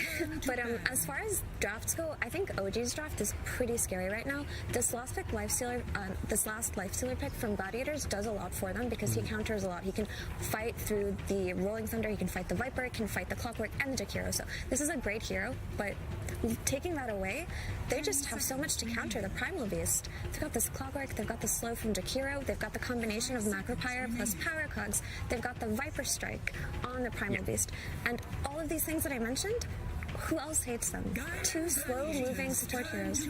I think Ursa's still in the pool for OG. They might be a little limited on tower damage, but just looking at the carry-to-carry matchup, like it's great against the Primal Beast who wants to get in multiple times in and out, and just the matchup against the Lifestealer is really good for Ursa. And you'll two-shot these supports, dude. There's no way a Crystal Maiden can deal with an Ursa. It's also just not bad for Monkey King again if that's the route they want to go. The Monkey King was an excellent pick. Last game the BKB timing was nice, and it's really good here too. Especially when you have a Pangolier who can do so much for you. The Monkey King was super capitalized on because of the Invoker Sunstrikes, him having a stun, being able to set that up. It won't necessarily be the same effectiveness in the first 15 minutes of the game, but as the game progresses, also still great pick here. Even Terrorblade is a good solution because these heroes can get on top of you, but their damage is extremely limited when he has a BKB. I like the idea of a melee carry more, simply just to pair up the Clock with the Viper and the Jakiro with the melee carry. it's a great Void game. I was actually looking at Dota Buff, and Void has one of the top win rates versus Primal Beast. It's great against these like spellcasting supports who are very spammy, and you can time dilate them for a lot of damage and chase them down. It's great against Lifestealer. I think if you go late game Lifestealer versus Void and you don't have some sort of other like semi carry, it's basically a loss. Like it's very difficult for Lifestealer in this matchup. But it just kind of counters what Lifestealer wants to do with his Rage versus the rest of OG's heroes. Worst comes to worst, you just chrono that guy and then you try to kill the rest of his team, right? And then by the time his Rage is over, your team can handle it. So I like it a lot. But I remember when Primal Beast was the scourge of pub Dota, when he was first released, it kind of felt like the only way to beat that hero is to pick Void on the safe lane, just because he jumps away from him, right? He tramples you, you get away. He had no inherent means to kill you after he already used his charge. So even though Primal Beast has a lot of bad lane matchups now because he got nerfed, Void is still tried and tested, works really well against the hero on lane, in the game, and with the BKB timing. Is it time to shift this Primal Beast to the offlane and get something? That's what I was thinking. A semi carry like Storm would be amazing. Yeah, because they have they do have lockdown with the Pangolier ulti, Ice Path, like Chrono, but I think you need the hero to boom. Yeah, I'm thinking about Storm, but especially because there is Crystal Maiden in the team, just to be able to enable him even more. It's a hero that can jump the Void and kill the Void as well, like catch him out when he's on the lane. Dude, this is such a nice clock game, actually. I'm looking at it. You also have the Cogs into Rolling Thunder combo, and just the combo on his lane is nice, and with both, I mean, he just enables everybody on this team. Also, the Rocket Flare vision to set up the Chronospheres. He actually does everything for every single hero on his team. This is one of the best clock picks I've seen. Well, we do see this Storm in the end coming out, and that means we're going to have a Primal Beast played by Ace. That'll be his first Primal Beast play of the International. But does this mean, this Storm pick, does this mean that you guys are a little bit more on board on the potential of a Game 3? Because I've been thinking about like what options do they have, and this seems like a good option, something that doesn't rely on any cooldown. You can play very aggressive. We did say that they need carries this. the game as well. Yes, exactly, and feels much better. I would say I'm still a little worried for their damage output once Faceless Void gets to his like 3-4 item timings. Yeah, we're gonna find out. I was loving hearing you guys' thoughts, but I think people also are gonna love hearing the thoughts of Seb, who's standing by with Slacks. 5 seconds remaining. Absolutely, my friends. I'm here with the choo-choo train Juma. How you doing? Fantastic. So, Primal Beast, pretty good hero. You only picked 5 counters against him. Do you think that you have enough to take that beast down? Should be fine. All right, should be fine. Now, how much did you guys prepare for this match against Gaming Gladiators? I know that you guys are the favorites always to win TI, so they're very prepared for you. Did you do a lot of research against them? I mean, it's like 4 or 5 hours straight preparation. So, okay, he's not lying. Shut up in the crowd. All right, thank you very much. All right. Well, ladies and gentlemen, let me pass it over to the most successful podcasters in all of Dota 2. They paid me $100 to say that. Sunsfan, that's Indran. Thank you very much, Sir Action Slacks. Another very good interview. Hopefully an Emmy Award-winning interview, just that specific one. I love the confidence. When you can just tell the coach, like, I guess, you just know it's in the bag, you know? Yeah, that's true. I'm so inspired. You know, I think coaches saying, I guess, have a higher win rate than coaches saying we are definitely winning this game, at least at this event so far. I would love to see the statistics on that. Yeah. One-word answers, if that equates to more wins, or if they're eloquent, perhaps they lose more. Yeah. Doesn't make any sense. But kind of like me. I talk a lot, but not so much play, you know? So it makes sense. It really does make sense. You know what else makes sense? That this is Game 2, because Game 1 is over. Not sure if you're aware of that, Cinderin, but that's true. Game 2 of this lower bracket matchup between Gaming Gladiators and OG. OG with a 1-0 advantage so far. And they're looking to close this series out while Gaimin trying to hold on to their TI hopes and try and force a game number 3. We're finally going to see some Primal Beast action, but the panel kind of talked about a lot of bad matchups from my boy. Talk to me about it. Yeah, so Clockwork is already a little bit of a tricky one to deal with because you're a mobility-based hero, right? As Primal Beast, you really need to move around and navigate the fight. You have an ability that gives you a lot of armor, but in the way, like Clockwork is 90% magic damage. He has a lot of ways of interrupting your movement with cogs, with hookshot, battery assault is annoying. And you have Pango ult, that's going to be annoying for you. You have Ice Path that you need to navigate around, Viper Strike, and then the last pick that OG get, which kind of reminds me a little bit of what they did in game number 1. They picked this Faceless Void, so if the Primal is going off lane, he's going to be playing against Void, which is one of Primal's worst lane matchups. You can just time walk away from the trample. And if he's going mid, he's going against Pango, who can just swashbuckle away from the trample. So they kind of cover their bases here where they see Gaming Gladiators going for a top-tier pick, and they just make sure there's nowhere he's going to be truly happy to play. So it's a very disruptive way of thinking about drafting that not only do their heroes make a lot of sense together, but there's one singular hero in the enemy team that you're really just trying to make miserable, and that's going to be Ace. So curious to see how he performs in this game. I think it's a very, very difficult Primal game. Yeah. What about the other heroes, though? We have Lifestealer with the Infest Bomb potential into the Storm Spirit, which was the last pick from Gaiman. The Storm pick was very good, for sure. So see if they can execute properly in the mid-game. Try to get some pickoffs here onto OG. How many Midases can you see in this game from OG? I don't think BZM usually buys Midas on Pango, so I'm gonna go out on a limb here and say 0. 0? Is the Void Viper Midas. Maybe Uragi will buy one, wouldn't he? And I mean, Faceless Void buys it from time to time, right? So. And Amar buys one every game, so I think it could be 2 still. Yeah, I mean, it's possible. It definitely could be. And on the side of Gaming Gladiators, yeah, Lifestealer, probably the only one who would ever buy it, really.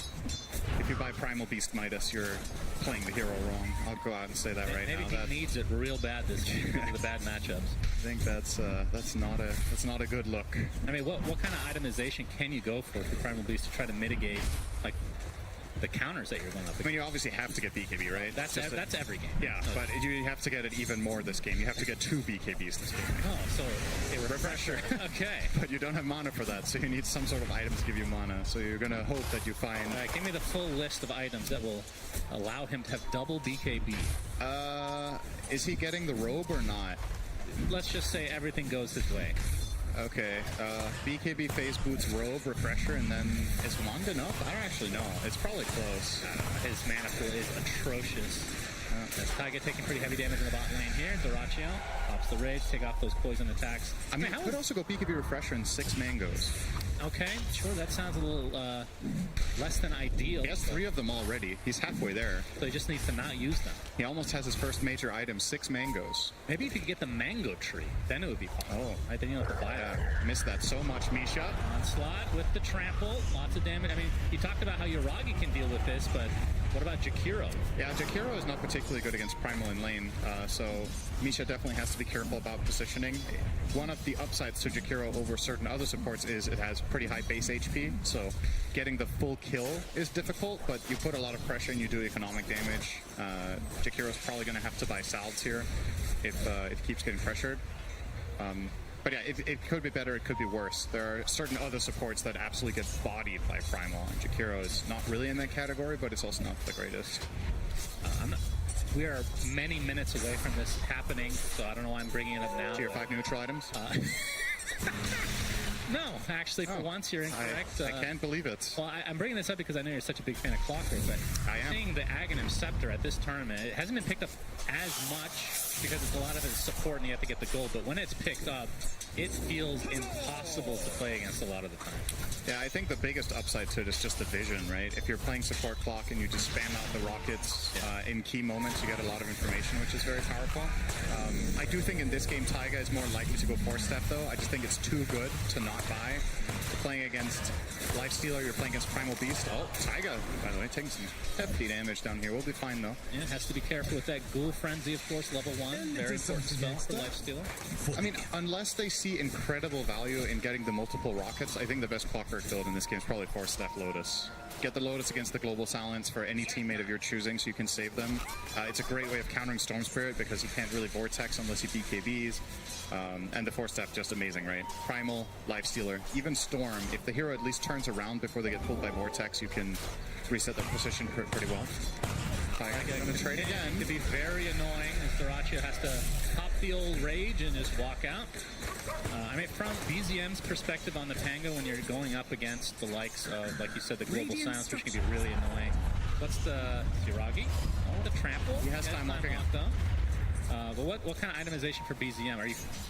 Are you having to go BKB at some point? We used to see Lotus Orbs back in the day, but that hasn't really been as much of a thing for the mid-Pango. Or you're relying on your team to get the I kind of like Diffusal here still, right? Well, you're going to go for that regardless, right? But like... Yeah, after Diffusal, I don't know, is BKB an Accelerate? Yeah. That's going to be first blood for Amar. And Dyrachyo has to be careful. He's going to pop the rage, though. This bottom lane got basically twice as strong when Taiga hit level 3. It is such a huge turning point for Clockwork's ability to play offensively. Like, heroes that can usually somewhat trade with you just get absolutely destroyed all of a sudden because you more than double the damage of Battery Assault. Goes from 20 to 45 from that level 1 to 2. One of the biggest spell upgrades in the entire game, in my opinion. All right, good setup. Mid with the Frostbite, a lot of damage to BZM, but he gets off the swash. Oh, the miss from Boom. I still got low ground, but he still finds the kill in the end. Very close. That was very close to being extremely unfortunate for Boom. If Taiga had enough mana for Cogs, he might have actually survived there. They find the Jakiro. They get trampled down, and Yuragi gets off the time dilation. He's not going to be able to likely find a kill unless he gets a timely bash here. Any bash? Any bash? No. This reminds me of when I play Faceless Void. Okay. Give me the deets. I think sometimes it's tempting to not skill time lock because it just doesn't work when you're playing the hero. I understand why other players skill it though, because it's really good on them. So. Yeah, so it seems. Yeah. But BZM in the mid lane, 36-5 versus the 28-6. Despite that death, was ahead of the CS. But we can see on the net worth, essentially even, all things considered, as he is now level 6 of the Rolling Thunder available. I mean, from the Storm Spear's perspective, hearing an onslaught, total miss there. Yeah, he does take down a lot of trees, though. That's true. Is that one of the predictions for this game? No, it is not. Those are my favorite, yeah. I missed the community challenge to kill trees. Dyrachyo needs to be careful here. Has the phase boots, which is very, very useful against the Clockwork. Yeah, Tofu gets up the last ward, but BZM with the Rolling Thunder. Oh, nice juking from Tofu. Fancy foot on, though. I don't know if he's going to hit him the second time. No. Tofu definitely has his dancing shoes on as he's able to only get hit once. I believe this is what some people refer to as NA driver. That's what that made. Celery. He's going to get soloed down. Amar actually gets credit for that kill. And now the Viper strike onto Dyrachyo. Attempting to TP out. Oh, he dies in the fountain. Oh, dear. Very unfortunate sequence of events for Gaming Gladiators in this bot lane. That feels awful. So he's going to have to make the walk of shame. And, I mean, do you have to go to the jungle? Because obviously Viper Strike, now that that's online, very low cooldown. It's not only that. Amar's going to be level 7, and you just cracked level 5. This bottom lane is over. The problem is, lifesteal of jungle is pretty slow, and you can at least still somewhat sustain yourself down here. And I think if you leave Maiden down here, she's just going to get dove non-stop, right? So you probably kind of have to just go there and pick up the pieces and get what you can. But yeah, Amar with a complete dumpstring in this lane now. 1,400 net worth ahead of Dyrachyo 8 minutes in. Effectively 300 more GPM if you think about it that way. That is, that's scary if you're Gaming Gladiators. This bottom lane, definitely they could not afford it to go this poorly from the get-go. You can see that it started as a smoke and now an invis rune popped for Boom, who's now in the OG triangle, but Taiga. Getting the Viper here would be a really, really good play to try to bring back Dyrachyo. I think this is the right idea with this invis rune, and it looks like Amar's no idea. There's the initiation. He has to stand his ground with the Nether Toxin and the right clicks. It's actually trade him he's away, just gonna run away inside. So it's a 1-for-1, and now Celery with the rotation of BZM will be taken out. So it looked like it was going to be a clean pickoff for Gaming Gladiators, not to be, and it might be even more as Boom has to expend a lot of mana, but Taiga, not quite level 6 yet. Maybe not, actually. He's catching up. Shield crash, and he's going to get locked down into oblivion. So another kill for OG. And that is another big part of why Amar is so strong on this hero, is that even when the enemy team is going for his Viper to try to solve the lane after it's been lost, if his teammates are fast at rotating, Viper is a pretty hard kill. You can see Amar going for the traditional item build of... Chronosphere, and Amar is on the other side as well. That's a goner. And uses the Viper Strike just to ensure another kill on a core hero for Gaimin. What do you think about Amar's item build? I don't think I've ever seen this. What do we got here today? Dragon Lance? Wraithband, Null Talisman. Oh, I didn't... And 2 branches, no stick. Okay. He's getting the mana regen from the Null, and then he's not buying stick. This is one of those do not try it at home moments. Don't do this at home. I'm sure people will. You or do it at home. Maybe it's easy to pull off and look good on. Yeah, that is odd, but Amar always has his reasons for... I mean, maybe I'm wrong. Maybe he has bought this multiple times before and I just haven't noticed, but it just stood out to me. This is an item combination you very rarely see, Wraith plus Null. Uh-oh. Good steal there from Boom, though. He got some of it. See?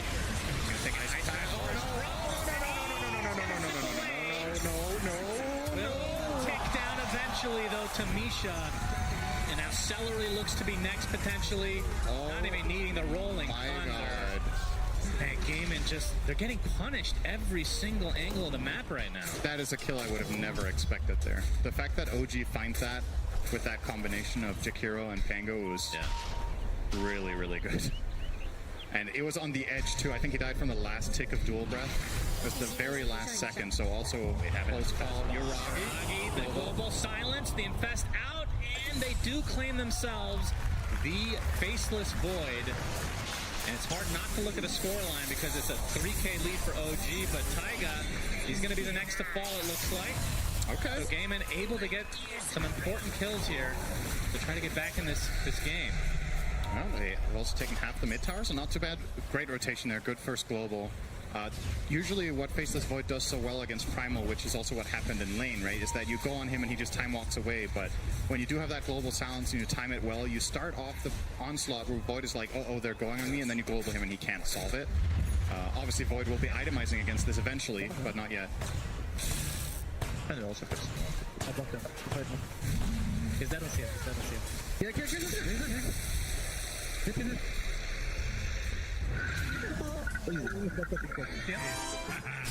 All right, some laughing, some gibberish a little bit here and there, but worked out.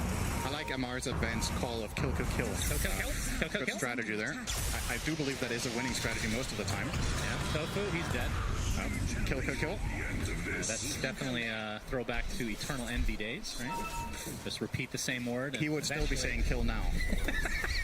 It's just like an endless loop. Recursive loop, if you're a programmer. Why has anyone ever made an Eternal Envy remix? It's like, I'm sure they have that as like it'd be a pretty, I was going to say a pretty good beat, but maybe not. But it would be a beat. I've actually seen one for sure. You have? Yeah, you can just Google it later. Yeah. But OG I will definitely do that. Ace and company in the driver's seat right now. I mean, what does Gaimin need to do? The Infest Bomb was great, but obviously the global silence was needed for that kill. Yeah. Very long cooldown. They have global again in 10. I think you make another move like that. So just do everything off the global cooldown. Not everything, but you need to use global. So whenever you have it, you should make a move, and when you don't have it, you maybe need to be a little bit more creative with the plays that you make, but when global is up, there's just no excuse for not finding a big pick, and it's going to happen right now. They're going to swashbuckles to the creeps, which actually gives him a little bit of extra space. But there, he's going to get silenced, and eventually brought down. Cost Boom. Yes, it did, but he dodges the shot. He's going to be spotted, but I don't think they can close the gap in time. The ice path just barely not in time. And that is why Taiga's nickname is What Can You Do? Sometimes you just miss. And the Rachio focusing on the tier 1 tower will have to rage away as the rest of OG have come, and they've brought this back for sure. That was a very fortunate swash, to be honest. Like, yes. That play got so much harder than it had any business doing because the perfect timing of the swashbuckle as Storm was jumping, and he had no way of knowing that. So, just pretty fortunate there. But also, again, Boom at least getting away from that is really great news for him. He's closing in on the Witchblade. Maybe maybe he can solo Void with that plus global. I think because Void treads Midas, right? Like Yuragi is very far away from any defensive item that's going to solve the global. He's probably going to go Manta after the Maelstrom, I would imagine, or BKB, one or the other. But until that point, I think Storm has his number. And they could even kill him with an Infest Bomb, I think, without global. As long as they have that Witchblade. Should be enough. Taiga is going to find Celery. Indeed, inside the cogs. Ace is here to watch for the time being, but Dyrachyo pops the Rage, and now the focus is on Taiga. Gets off the hook shot. Look at that range from Amar. They end up getting the support kill in the end as BZM gets off the hook. Doesn't give him the Rolling Thunder quite, but the Electric Vortex comes in. But you have to be careful to that Storm Spear. The Infest into Ace with the trample. Not enough to finish off Taiga in the end as the Uproar procs. The cogs being used as a wall to be able to maneuver with this Rolling Thunder. That's going to be the death of Ace, and now the Chronosphere on his teammates. But the more important is on the Lifestealer, and Dyrachyo will fall as a result. Not the prettiest of plays, but OG still get it done. I don't really know if OG could have done much more there. What I'm wondering is if there was a way for Ace to set that up better on the Primal. If they could have been quicker about it and gone on top of the Pango and then get the Pulverize off. But as we talked about pre-game, it is a hard Primal game. You really need to hedge your bets about how you go. We're going to see the replay here. So this is obviously one of the best matchups for Clockwork against a support. Crystal Maiden, super slow, can't really break your cogs very easily once she's in there. You kill her off. Now the Viper Strike going to go into Dyrachyo, forcing the Infest here. And this is where, so when this Storm Jump comes in, if Ace uses his spell combo onto the Pango, I think they actually could potentially kill him there. Right here, the onslaught, and that is a lot of damage. Taiga is dead. That'll do. Closing in on BKB now, Ace. We'll give him some more freedom, but it's not a guaranteed connection. You still, when you're pulverizing, you get countered by the Chrono, and you can get countered by hookshot. So it's not one of those primal games where it's just like, all right, BKB unlocked, I'm going to start crushing fools left and right. It's not that straightforward. Is that a voice line? I'm crushing fools. Is it? I don't think he speaks any actual words, just roars. Yeah, maybe one of them means that, though. That's true. We don't have a translator on hand quite yet. I do believe he speaks the same way, just slacks. Man, we are on the same page. We are on the same page. We finish each other's horses. As Yuragi. No, we don't. Yeah, just move on. That was a good joke, Ace. Yeah. Inside the cogs, which gets broken right away by Taiga. He is dead again. Yep. So they're able to find him pretty consistently, which, like you said, is a pretty important hero to take out before any of these engagements, because it does disrupt a lot of what Ace wants to do. Oh, that's a long jump. Zip in, BZM. Going to be found, but the swashbuckle out. Ice Path does connect onto Boom, but I'm not sure who wants to fight here. Both sides kind of happy to walk away, it looks like. I think OG are a little bit timid. They don't have their Clockwork, and Global Silence is up, so that is a pretty difficult fight to take. And they also have the read that there's obviously Gaming Gladiator's vision there, because Pango got jumped in Fog. So I really like the call to not force that as Dire. I think the risk reward was just not good enough for you. So they're going to chill. Wait for Chrono as well, worth keeping in mind. They didn't have that for that either, so probably even less eager to get anything done. But now that it is online and he has Maelstrom, perhaps OG are considering a move. Radiant are scanning. Hearing that the Infest bomb ready to come, but the action's going to start onto Celery, who's just dead right off the bat. The Global Silence comes, though. Rolling Thunder already activated. As Dyrachyo able to claim himself the first kill. They're going to find another on top as Amar falls. The buyback was used on the Celery. As you can see, the BKB already activated from Ace. And Taiga at the root keeps him in place, and Celery's buyback ends up being worth it. So double kill for Boom as Gaimin taking a big fight for themselves, although BZM able to claim Tofu.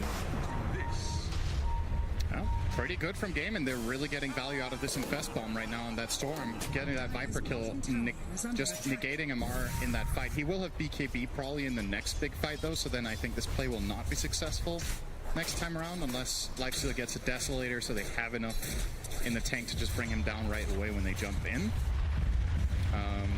But yeah, good stuff for Gaming Gladiators. I think in a pretty good position here to proceed in the game, and obviously the BKB on Primal Beast, huge reveal there.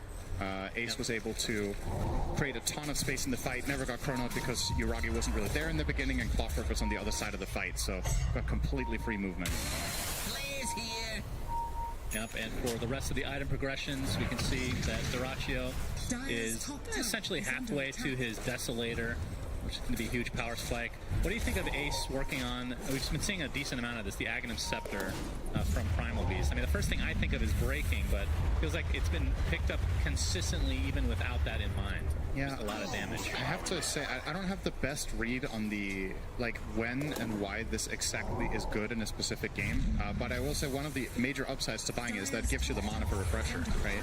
So when you do take this path, instead of, like, certain other heroes, in order to get Refresher by Scotty, you're definitely not doing that.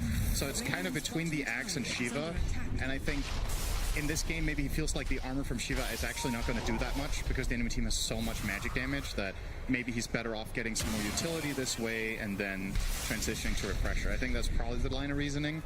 But I'm not certain when I would say the Scepter is better than Shiva, because I think Shiva is really good on this hero in general too. So, but anyway,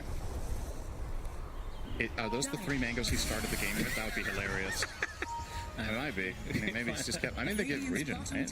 Yeah, of course, just a little bit. I'm sure it's really helped out a lot as Smoke. Does break here. Your rocket doesn't know what direction. It is daytime. Yes, on the wrong side. Tofu. You have the zip coming in from Boom. Electric Vortex is there. And he's going to easily be taken out. So a big pickoff for GG. Close to a time lock, but not quite. But that was global expended and half of Storm's mana pool. So maybe OG will look for something here. Yeah, they're going to start out onto Ace. Already at half HP. Pops that BKB. Viper Strike as well, attempting to TP out. Not enough. Will be fine. But Celery, not so much. Again, the sacrifice. I think Gaiman is A-okay with that. That was, I want to say, about a 1/10 of a second away from a Primal Beast kill, because Taiga just barely couldn't get on the other side of him to cog him for the knockback stun. So he did just get the BKB off on Primal there. With a level 2 hookshot, that's a kill 100%. Maybe if Taiga hits the angle a little bit better, he kind of got blocked by the creep on the left, so he couldn't find the angle there. And those things matter a lot. Like, that would have been a huge kill. It's the richest hero on the side of Gaming Gladiators that OG just narrowly miss. They do get the CM, as you mentioned, though, and that was a dieback from Celery, so he's on the sidelines for a very long time. That aura is going to be very missed right now. Yeah, level 1 aura. Ace cares about that. He has his mangoes. Wait, where are his mangoes? Oh. Did he eat them all? I guess. So really hungry all of a sudden. Do you ever like shotgun mangoes? Just like 3 back to back? No. I'm surprised that's in the diet of a Primal Beast, if I'm being honest. As the Tier 1 tower is done. 3K lead now for OG. When it comes to the old Roche, Cinderin, who would you say has the advantage? Probably... Neither of them are like super Roche killers. What about like the team fight in the Roche as well? Yeah, when Duracho gets a Deso, it definitely gets easier for the Radiant to do it overall, but I don't know, I feel like probably OG, if you put me on the spot, like you have Battery Assault, you have the Disarm from Pango, it all adds up, Poison Attack, lots of damage over time. The fight itself, I think it's completely down to global silence.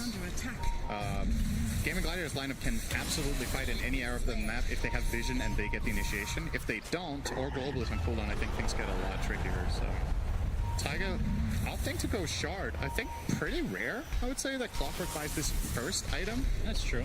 But really valuing that vision that you get out of that jetpack. I generally consider Force Staff to just be a better item than this, because essentially a lot of the times that you use Jetpack to escape, you could do it with Force Staff too. But what Force Staff also offers is it gives you more mana and you can use it on allies. But obviously the thing that it doesn't give is the flying movement. It's the flying movement. You don't get a jetpack. And it doesn't give style points, right? And style points are pretty important on the TI main stage. Yeah, absolutely. Generally, the less you care, the better. So Amar's the kind of player you want.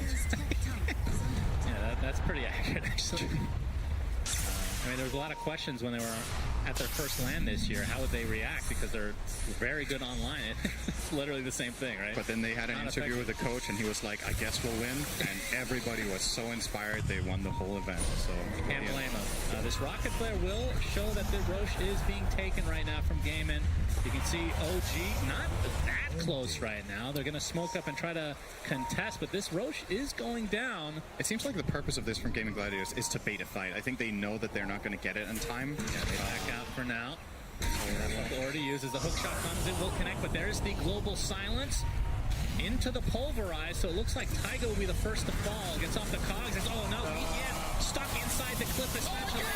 Again, after the shield crack, finally finds his way to the high ground, and Celery will be the first kill on the side of OG, but a buyback now into the Jakira. But there, we see Yuragi with the Chronosphere, all on the lifesteal, and he is dead. 50 seconds of no Duraccio, and that might mean OG gets Roche, but we'll see. There's only a couple kills, but again, the lifesteal is the big one. The fact that OG come out of that after the with first that Rolling result, Thunder. like double, he went from stuck to stuck with Rolling Thunder. Like, it happens. They're gonna see the replay here of it. So good global, in my opinion. I think they have to kind of combo break here and get the Clockwork out of the picture immediately, so they get a numbers advantage. But that Panga roll, and then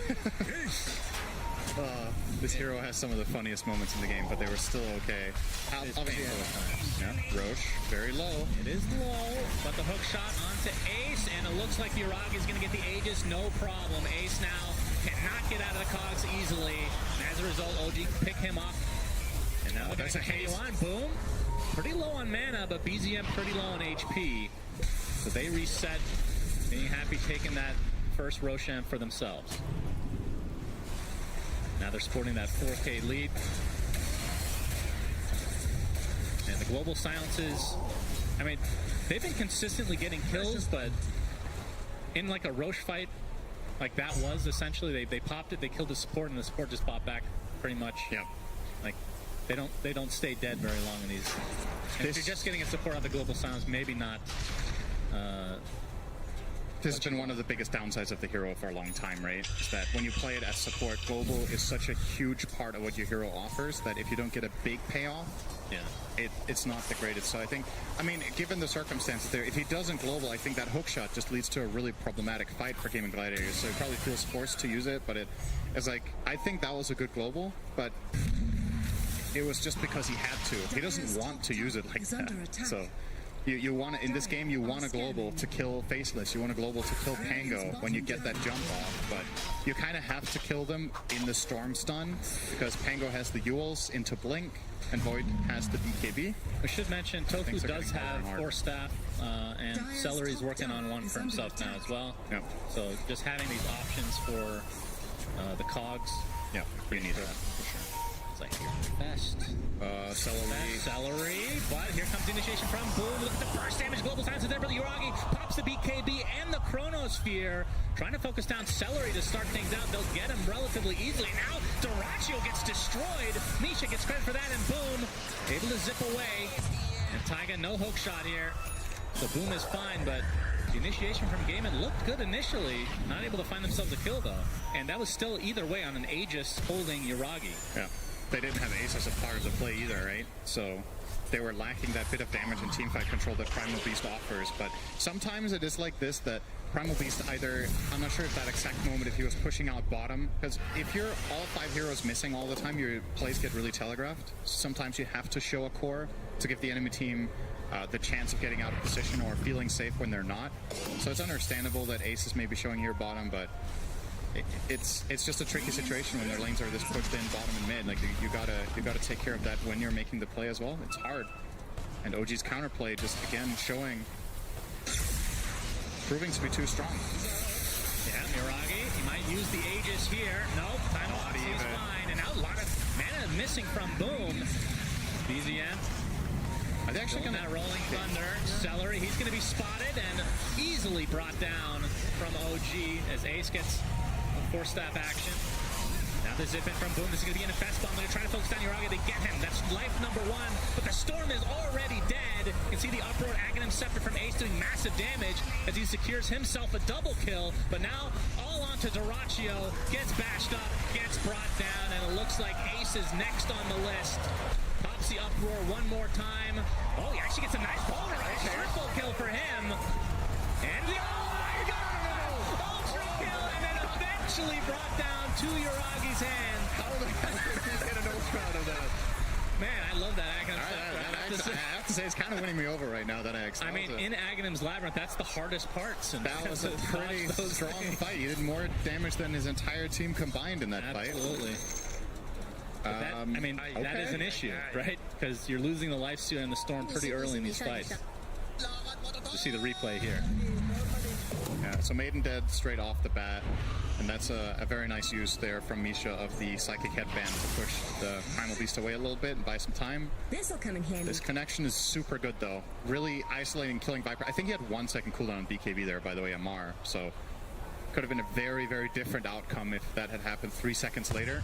Oh, here we go. The uproar is going to feel real good. Oh, yeah. Into the pulverize. A hook shot into live. Taiga.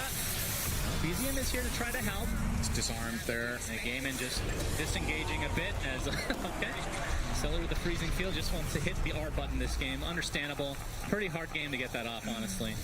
Yeah, if he doesn't use it, I think Taiga was actually trying to bait. He still had stick and mech ready. Wasn't expecting the freezing field damage to pop off there, I think. Wanted the Storm to have to zip to finish the kill, and then maybe they could have made a counterplay. Not worried about it. What do you think of open wounds being picked up? Like an actual person. Yeah, a lot of times, Lifesteal, you get it off of Roche. I mean, against high HP targets, it's extremely good because it's percentage based for each proc, but they don't. I mean, the strength here they have is clockwork, so a little bit odd. I guess it helps him stay on top of targets and an extra life steal. He becomes a little bit less less dependent on Storm Spirit constantly. I think for the most part in these team fights, Doracio has been kited really hard. We've talked about all the counters to Primal Beast. They're counters to Lifestealer for similar reason, right? Viper Strike, Cogs, Hookshot. If you have this shard, maybe you can stay on top of a target or at least reconnect on them later in the fight. It's a relatively small price to pay for the opportunity that it could offer you, right? But yeah, obviously you would rather get it from Roche, but that has not been happening for Game in this game. Yeah. Miragi. Oh, hook shot. Taiga finds Celery again. He still doesn't. Mars in the area to help finish the job. So support kill as Bloom. He's going to be seen here from Misha, but pretty hard to catch that Storm Spear without either. I mean, they have Ice Path Chrono and Hookshot. That is quite possibly the worst Gauntlet challenge I've ever seen. You get Hookshot by Clockwork, isolated, and you don't have Force Staff, and then you challenge him to a duel as Crystal Maiden. I think you cannot use the Gauntlet any worse than that. Very good from Celery. He knew that he was doomed. And I mean, Celery, he's a memer, so. You're 31 minutes in and you don't have Force Staff on Maiden. He's having such a hard game. He had the dieback earlier we talked about. He's just been dying every fight. 11 deaths here. And it's... Oh, we got the zip in onto Amar, Doracio. That's the BKB from Amar. He's going to try to walk away, and the rest of his team is here. The bash comes out of the swashbuckle, but now the global silence in retreat for Gaiman. But the Yule Scepter, boom, out of mana, and brought down again. OG punishing everything that Gaiman is attempting here in this game number 2. Amar's just so tanky. This is his standard Viper build. He tanks up Dragonlance Scotty. 3k health, 25 armor. Lifestealer doesn't have the damage. Yeah, Doracio. He's going to be jetpacked on, and the bash comes out from BZM, gets off the open wounds, but it's not going to matter. He is caught out. And 2 big kills for OG as they can try to extend this lead now. Of course, Roche, we won't know when he'll spawn for the next 30 seconds, but they do have very good presence on the map, does OG. Yeah. And Silencer's early efficiency is really starting to fall off now, right? Because this is what usually happens with the hero. Enemies ultimately get the gold to counteract your global. If you're not very farmed and have a refresher yourself, you can't really offer the same dangerous utility in the fights you could before. Or you survive until you get tier 4 items, and then half of them will dispel global silence. That doesn't help either. But Silencer has come back into the meta after a long drought, primarily because one of his biggest weaknesses in the past was stage just wasn't as good as it used to be, and he got buffs in that direction that a lot of the times makes it worth it, even if because global is an incredible ability for a decent portion of the game, and the downside isn't as significant as it used to be with the laning stage. But now we're reaching that traditional state of Silencer that happens pretty often in this kind of game, where you feel like you're one button more or less and you need to use it perfectly. BZM has the hard spell to use. Right now. He's got Ags, he's got Shard. He has the 2.5 second shield crash talent at 15. He is doing a lot. He even has the Brigand's Blade, tier 2 item that he's going to still hold on to because it's that good on this hero. He is going to do a lot of damage in these fights. As long as he's able to get off the Rolling Thunder, he is going to be very fearsome. Under attack. We have smoke from both sides. As Boom is being he's infested on right now. Radiant's top tower is.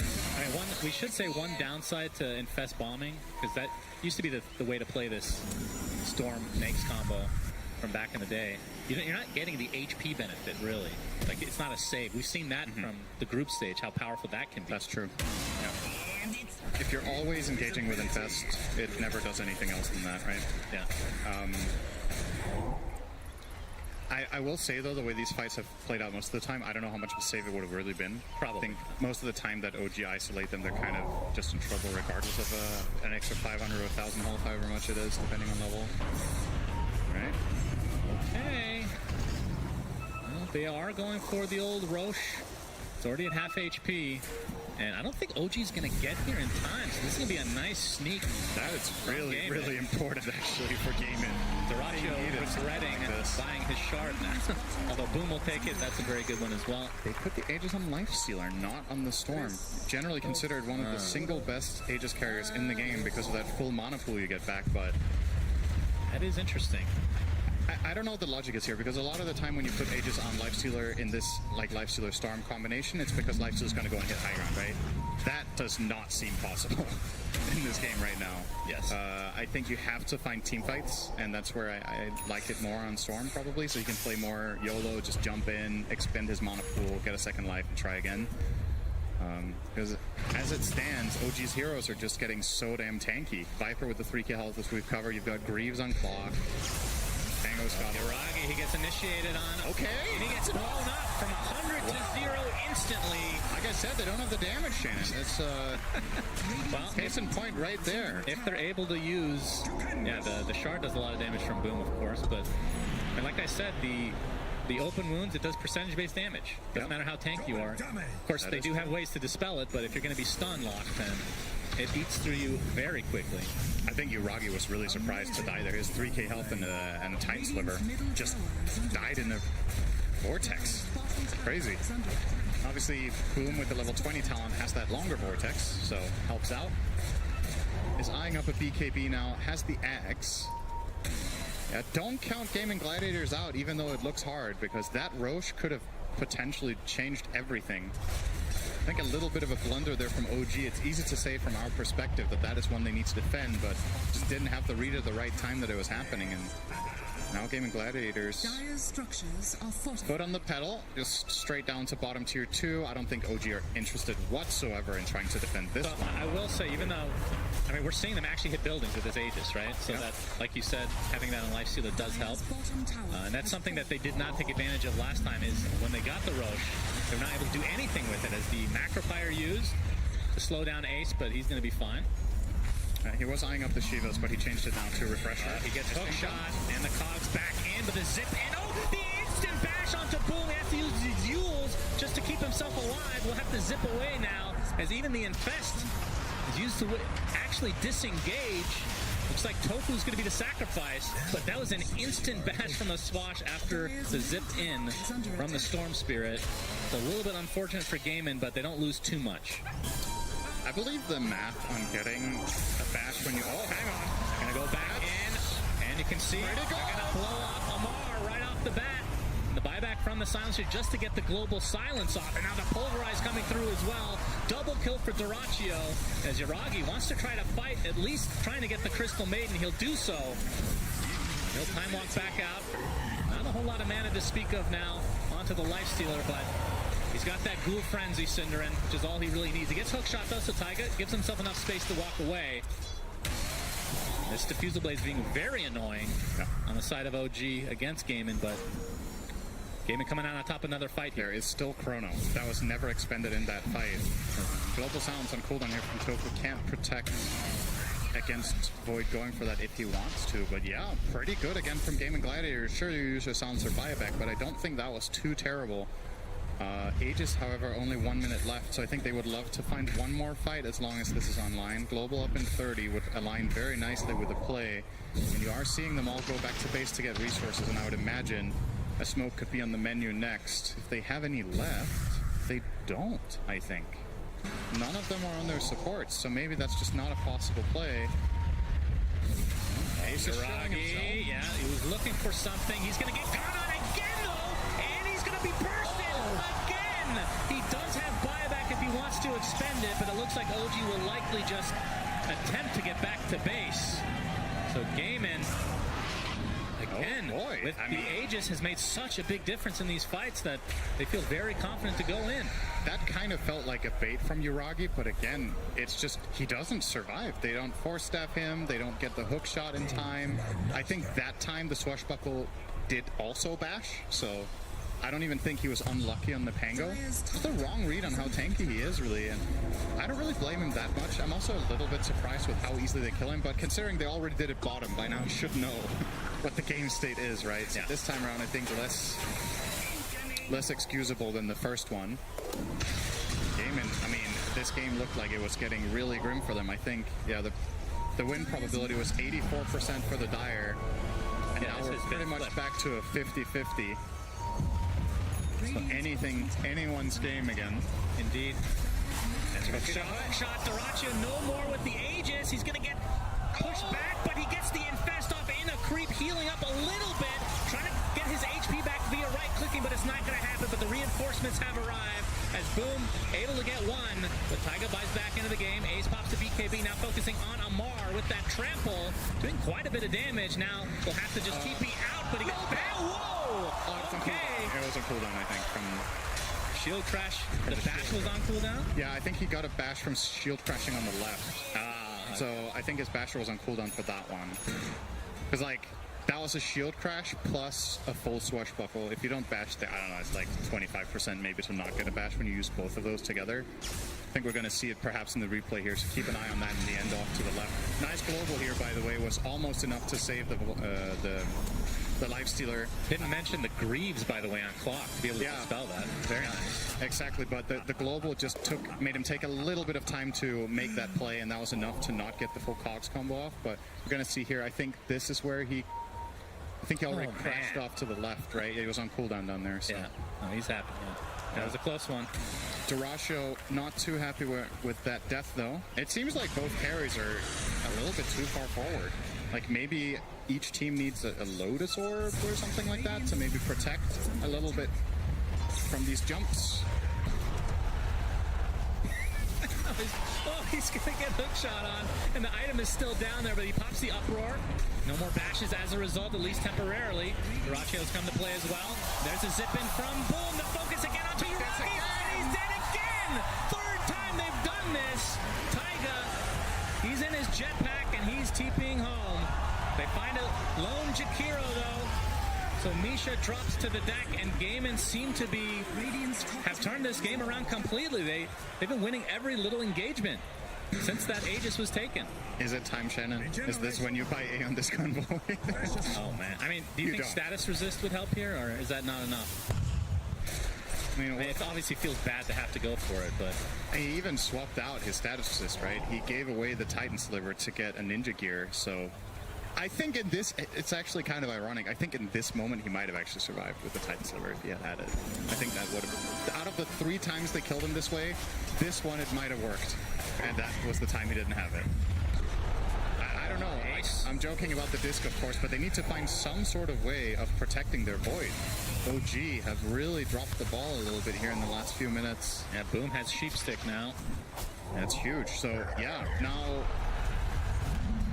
I don't know, I do think you have to play tighter around the Void. And keep in mind, OG have 1 Force Staff and it's on the Viper. He has the Pipe. Boom actually initiates onto BZM, but there's the Eon Disc proccing for him. Dyrachyo trying to re-engage, but he's going to get the infest off onto Boom. He's just getting bashed into oblivion, into the Rolling Thunder. They take out the Storm Spirit. Beautiful coordination from OG as Ace kind of left all alone right now, but he's a big, juicy boy, so might not want to touch him here, Cinderin. BZM gets off the bash. Ace has to use Refresher, and he gets bashed mid-TP. Oh, but gets off the Onslaught and into the Yules. I would assume this is going to be a kill eventually, but he gets out the Pulverize now. Is he going to get this kill out the BZM? Pops the Shard, and Ace just getting kited with the time dilation on top, and eventually the big bad beast is dead. That is terrifying, though. The fact that he almost turns that into a kill is kind of ridiculous. Again, the damage recap for the... How many fights does Ace have to do more damage than his teammates combined? Man, I'm sold on the Ags, by the way. It's really good. I'm very impressed, too, I have to say. It's doing more than I was expecting. But the result of this fight means that third Roche with Aghanim Scepter on OG. Yuragi's going to take the Ags, so now he will bash via the time lock. Yep. Of course, that won't help him survive. It will be a very reliable way for him of stopping the Primal Beast from doing his thing, though. And now they're attempting to go high ground. No Storm for 15 seconds. You can see Ace does have buyback, despite being dead for 50 right now. Hook shot. And Tofu, he is donezo. No buyback on him. Yeah, 90 seconds of no silencer. That is big. Now they're focusing down onto Celery. He does have buyback himself, but Amar and company really want to go deep. The Chronosphere completely with other than Amar. And that is going to likely be the death of him. We'll see if he gets the tips or not, but either way, technically speaking, Gaiman does defend. And now the zip from Boom, finding the Jakiro. Double kill for him now. So they defend, and they got, no, the Aegis is still there, and it's still 4 minutes on the Aegis. And full buybacks here for OG as well, but that did require 2 buybacks on Gaiman, so it was costly, Synderen. And a helpful Chrono. Yeah. That's unfortunate. I mean, you can totally understand why he's going for that Chrono. If it lands, we're going to have the replay here. So I really like this engage first off from Taiga. There's a 1 minute cooldown and Silencer's buyback. I think OG have track of this here, so they know it's a high impact kill. They find the Maiden here. And if this Chrono connects on the Storm there, they kill them both. We're talking 0.3 seconds, so it's like easy to be like, well, what are you doing, Yuragi? Oh, they got a double buyback from OG as they've lost their mid-set of racks. And that means Gaiman resetting. You can see Amar not too happy with being chronoed by his teammate. Understandable. The Ace is infested on. You can see Gaiman. If they can get the nice little cheeky kill on the BZM, that'll be a dieback. Okay. Zip. Okay, that's the Aghanim Scepter. Electric Vortex onto the both supports, and they're both dead just like that. And now pulverized, but the Eon Disc procs is BZM trying to find some distance. Doraccio and company trying to focus down Yuragi again. There's the onside. There's the first death. Do they have more stuns? We'll see. Spawns back in. Frostbite is dispelled instantly. Celery getting it. Okay. Boom goes in with another big stun. The Yule's keeping BZM alive, but this might be the death of him. Gets off the shark and the swashbuckle. He's alive. But there's the onside again. Are you serious? BZM still lives. That would have been an enormous kill just based on not having buyback anymore. Oh my god. I can't OG dodging a bullet. That. My goodness. Such a great initiation from Gaming Gladiators, all set up by that offensive observer ward that they had in the base, seeing both supports. And they get a great jump with the AoE Vortex into follow-up Primal Beast Onslaught. But still, in the end, I don't know if the backtrack gods were helping out the Void there as well to delay this maybe a little bit further. But look at that beautiful engage there. Easy double kill there. And now, keep in mind, Ace, I don't know if you mentioned this, he has the Pulverized talent. Did you mention that? The 25 talent? So the Primal Beast has 2 amazing choices to make. At 25, you either double the duration of Pulverize, or you make it Pierce BKB. Zian gonna use his shard, but they're gonna try to focus down Amar. The open wounds is ripping him a new one, but there's the Chronosphere. Oh, he gets popped outside. Boom will live. Unbelievable.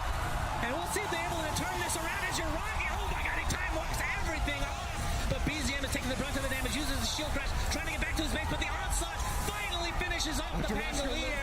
Doraccio barely alive as the Uproar doing a good amount of damage, but Ace will finally fall. So technically a 1-for-1 exchange. Tofu able to TP out. Everything is so close. Everything is literally like 1 millimeter getting bounced out of the chrono, 1 millisecond on the TP, everything just tooth and nail. I thought OG might have lost the game there, honestly. Yeah. Like, when he gets bumped out of that chrono, I think Void was on 5% health and got time walk off. Like, so close to both sides. You're going to see everything here. So that Rolling Thunder is now going to be on top of Boom. There's the chrono. So now he gets bounced out, gets force staffed, and now Yuragi is going to drop super low, backtracking some of the damage. Yeah, just some. In and out.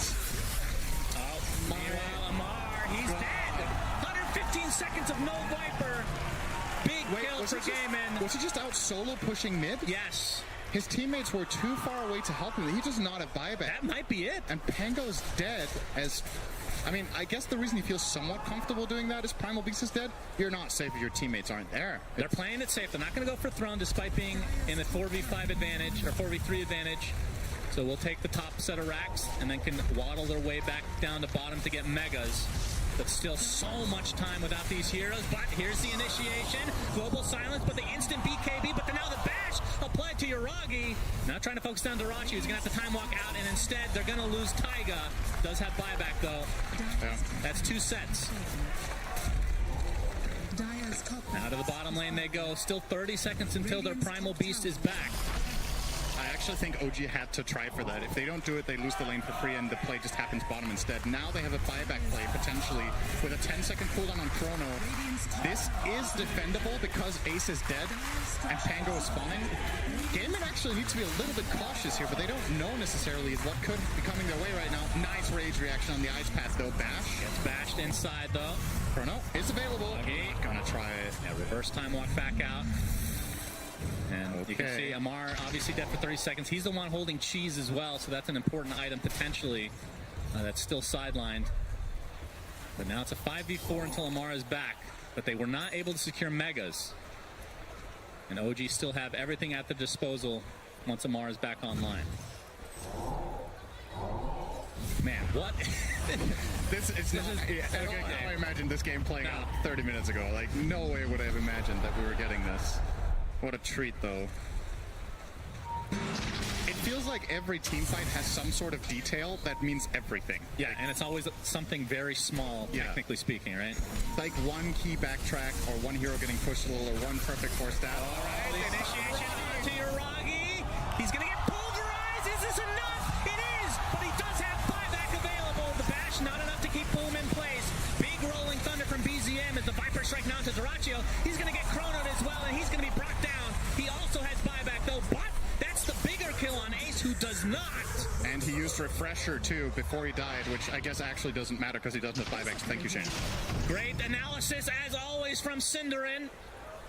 As now OG... I don't know who's in the driver's seat. I don't even know. I feel like have they kept track of this buyback timing on Primal? Like, it's a minute away. Sometimes you don't have the exact timing, and it's like on a hunch, right? If you know for a fact it's not up, this is where you could push for barracks. And again, they do kill Yuragi, but this time in his own base with the buyback. Pulverizes are absurd. Imagine if Ace gets level 30. Yeah. So he has the other talent too, because that is just absolutely dirty. 100% pulverized duration that pierces magic immunity makes it effectively a 6-second single target stun. Yeah. That does AoE damage. Not too bad. And it lines up perfectly with your BKB duration, right? You pop BKB blink in, 6-seconder into a 6-second pulverize. Couldn't be better. Wind Waker. You're not going to capitalize on this at all. Yeah. They can't. But they will have their eyes on potentially Roche, which... we know it's going to be a while. The potential spawn time is already up, so it could spawn at any second, and neither team is scouting it right now. Obviously, OG will fire rockets there as soon as Taiga is up. They don't know yet. And I do think the crucial thing there is, sure, OG defend their base, and it is a pretty good teamfight win, but I think Void's buyback is worth more than 5k net worth. Like, I think if Gaming Gladiators League was 10k before that fight and it dropped to 5, I still think I would consider that a win for the time being, because they have a clear way to victory now. Yes. Killing Void ends the game. All right, look at the buyback situation right now. So, yep. All 5 of OG have none. Yep. All 5 for Gaiman have theirs. You just need any sort of good core kill, especially faceless, and I feel like you've got this one locked down. You also have a 9-second BKB on Boom. He finally buys it and has buyback. A very late game BKB. He got it minute 53. Okay, Taiga. Is that going to be the kill on the support? But there's a global silence. Boom comes in with a beautiful electric vortex on the 2. The support is already dead, and Amar extremely low on top. But he pops the cheese. Now he's taking the right clicks from Daracio. But there's the Chronosphere with the macro pyre on top. Is it enough to take out Daracio? It's going to be close. He gets silent, so cannot rage, cannot use open wounds. But he dies and buys back. 3 dead for OG. No buybacks available, and that might do it. Gaiman will have a free path to this next Roche. Yeah, they're going And to a get free Misha pass too. potentially for the game. Misha doesn't have buyback either. Indeed. 4 dead on the sidelines. Misha is done. If they've kept track of the buybacks, they don't do this. So Gaming Gladiators don't actually know the game state here. This is 100% over if they just push. It's always very... Absolutely no way Void could defend this. Maybe they're just going for stats. They need Roche kills, Cinderin, to get their quest completed. Yep. Maybe that's a bonus that Game and Gladiators, the org, will give them. The more Roche kills. We promised you would bring you the... Oh, we get to see Life Stealer, Aghanim Scepter. Duragi, he's going to get punished. The sheep stick is there. Please use Infest on top of him. For the love of God, no, we won't. But it's a full team wipe, and GG is called as GG. Gaming Gladiators extend it to game number 3. What a game. I was not expecting them to come back, but that was it the second Roche? Or was it the one they snuck? The one they snuck. Yeah, they basically won the game. What an insane comeback this was, honestly. Like, that's got to be such a huge morale boost, too. You know that you were losing that game, and you still clawed your way back into it. You made the right moves. I think, obviously, Boom on the Storm really pushed the hero to its limits. It wasn't always perfect, but most of the time really found the right opportunities together with Guracho on the Lifestealer. And man, Ace, talk about a carry performance on Primal Beast. He had 2 or 3 team fights where 2 of his cores are dead. Yeah. And he finds trades, keeps himself in the game. The ultra kill he got top propels him to get that refresher that has such a huge impact later in the game. Everything just came together. I'm super impressed. They were able to take, I mean, those kills on Uragi throughout the game. Yeah. Where he is He's got to be kicking himself. He literally has no time to even react. That has just great play from Game and great comeback for them. Let's go to the panel so they can wrap up game 2 and we can get to game 3 very soon. Thank you very much. The curse has been broken. Gaming Gladiators are the first to prove that you can tie on the main stage of the International 11. We're going the distance. We're going to that third game. And my oh my, in what fashion are they able to do that? Of course, joined by Jenkins, Lacoste, and Effie. Jenkins, this game, it started out with everybody thinking, like, you know what? 2-0. It's another 2-0 on the main stage. It did look that way. The Viper lane, Amar did very well versus Lifestealer. We were talking about it backstage. The fact that with the nerfs to Rage, it feels like you can't really just, rage off the Viper debuffs. But Game and Gladiators, they won through sheer outplay in the team fights in the late game. Ace got an ultra kill on his own. It's about to happen. It's about to happen. He was alone. It's so good. He was alone, and the casters at this point are already saying, Ace sure to fall. He takes 2 more Ace sure with to him. fall, but he got an ultra kill, I guess. All right. But yeah, it was just sheer tenacity from Gladiators. It looked really bad for them at certain points, but they just held on and they came back with a vengeance. But also just as their heroes scaled and as they were able to get this item progression and the gems to take away OG's vision, the Abyssal, the AC on Lifestealer, who's suddenly able to fight the Void Spirit at the Faceless Void, and they just had so much lockdown coming out for him, which I didn't actually expect him to have. But once the Storm got his items too and started to get these surprise zips and the hexes, The sheep was really important, It felt like Faceless Void was stun locked in so many fights, and they just had a means to catch the Pango as well. But we do have to talk about some of the misplays that OG did with the Chronospheres. I think they were forced. They were a couple where there's a rolling thunder inside a chrono, then he gets bounced from it. I get it though. I actually get it because of exactly what you were mentioning. It's the double hexes, the basher, the global sounds, it felt like he's like, I just got a chrono, I got a chrono, they keep hexing me, they keep grabbing me, I have to chrono, and then the chronos are on his team more than the enemy team because he's feeling pressured to do it. I feel like a bit of lack of items on supports from OG because they did itemize very selflessly. I mean, sure, you can think about Guardian Greaves. It's a good choice, don't get me wrong, where he can dispel the global silence, counter initiate with the hook shot, but the only one who had it was pretty much Amar with the pike, because Amisha, he did have Eon Disc to protect himself and also Yule Scepter to be able to dispel the global silence. I feel like maybe a Lotus Orb or another Force Staff would make a difference there. So many times this Faceless Void being caught, and I think he was on his own. We wanted to see Boom on an explosive hero, and yeah, this is one of his best, if not the best hero. He's shown it time and time during all 3 DPC tours, and also like the execution of some of these fights, like it makes it very easy for Gaming Gladiators, where you have Infest Bomb with the Storm to follow it up with the Global Silence. OG, they understood every single time they do that, we need to take another shot. Like immediately, they go for a fight because they know without Global Silence being available, they need to make stuff done. Yeah, at the start of the game, before the draft even began, we said that one of the criticisms on Gaming Gladiators in the past has been that they've been fairly predictable. I think that this game in particular, we saw the end of that draft with them shifting the Primal Beast back to the position 3 and getting that hero, getting the Storm Spirit for Boom. It kind of saved the game for them, saved the draft for them, and it blew the game wide open. It took a little while to get to that in the game, but it worked out, absolutely. It's going to be a story of momentum here, because this is the first time we get to a game 3, Jenkins. Thank Gaben. It's just ridiculous. Like, and it was a good game too. That's the thing. It was a good game too. It wasn't just Gaming Gladiators turning around and stomping. And I almost forget what the narrative is for what happens in game 3s. What do we say? Is usually game 3 is stomp in one direction? What do we usually say with these? Is it? I think Gaming Gladiators, yes, we do. We say the same thing. They definitely do have an upper hand here, because this is a momentum for them. This is a big W. And OG, they knew that they had this game in the bag. And also one more thing to notice is this break mechanic from Aghanim Scepter on Primal Beast. He breaks Viper, he breaks Faceless Void Bash, he breaks level 25 talent on Faceless Void, which is Backtrack. One of the few things that you can break a talent, which sounds ridiculous, but it does work. And also BZM's passive ability, so you know that there's not going to be a disarm, which Lifestealer does not like to play into. It's going to be very interesting to see how this matchup develops as we go to a 3rd game. We're going to read up on what we're supposed to do when it goes to a 3rd game, because we haven't had that yet. And while we do that, we're heading over to Slacks and Casey to hear what they have to say. Hello. Yes, we are in the arena. It has finally happened. Thanks.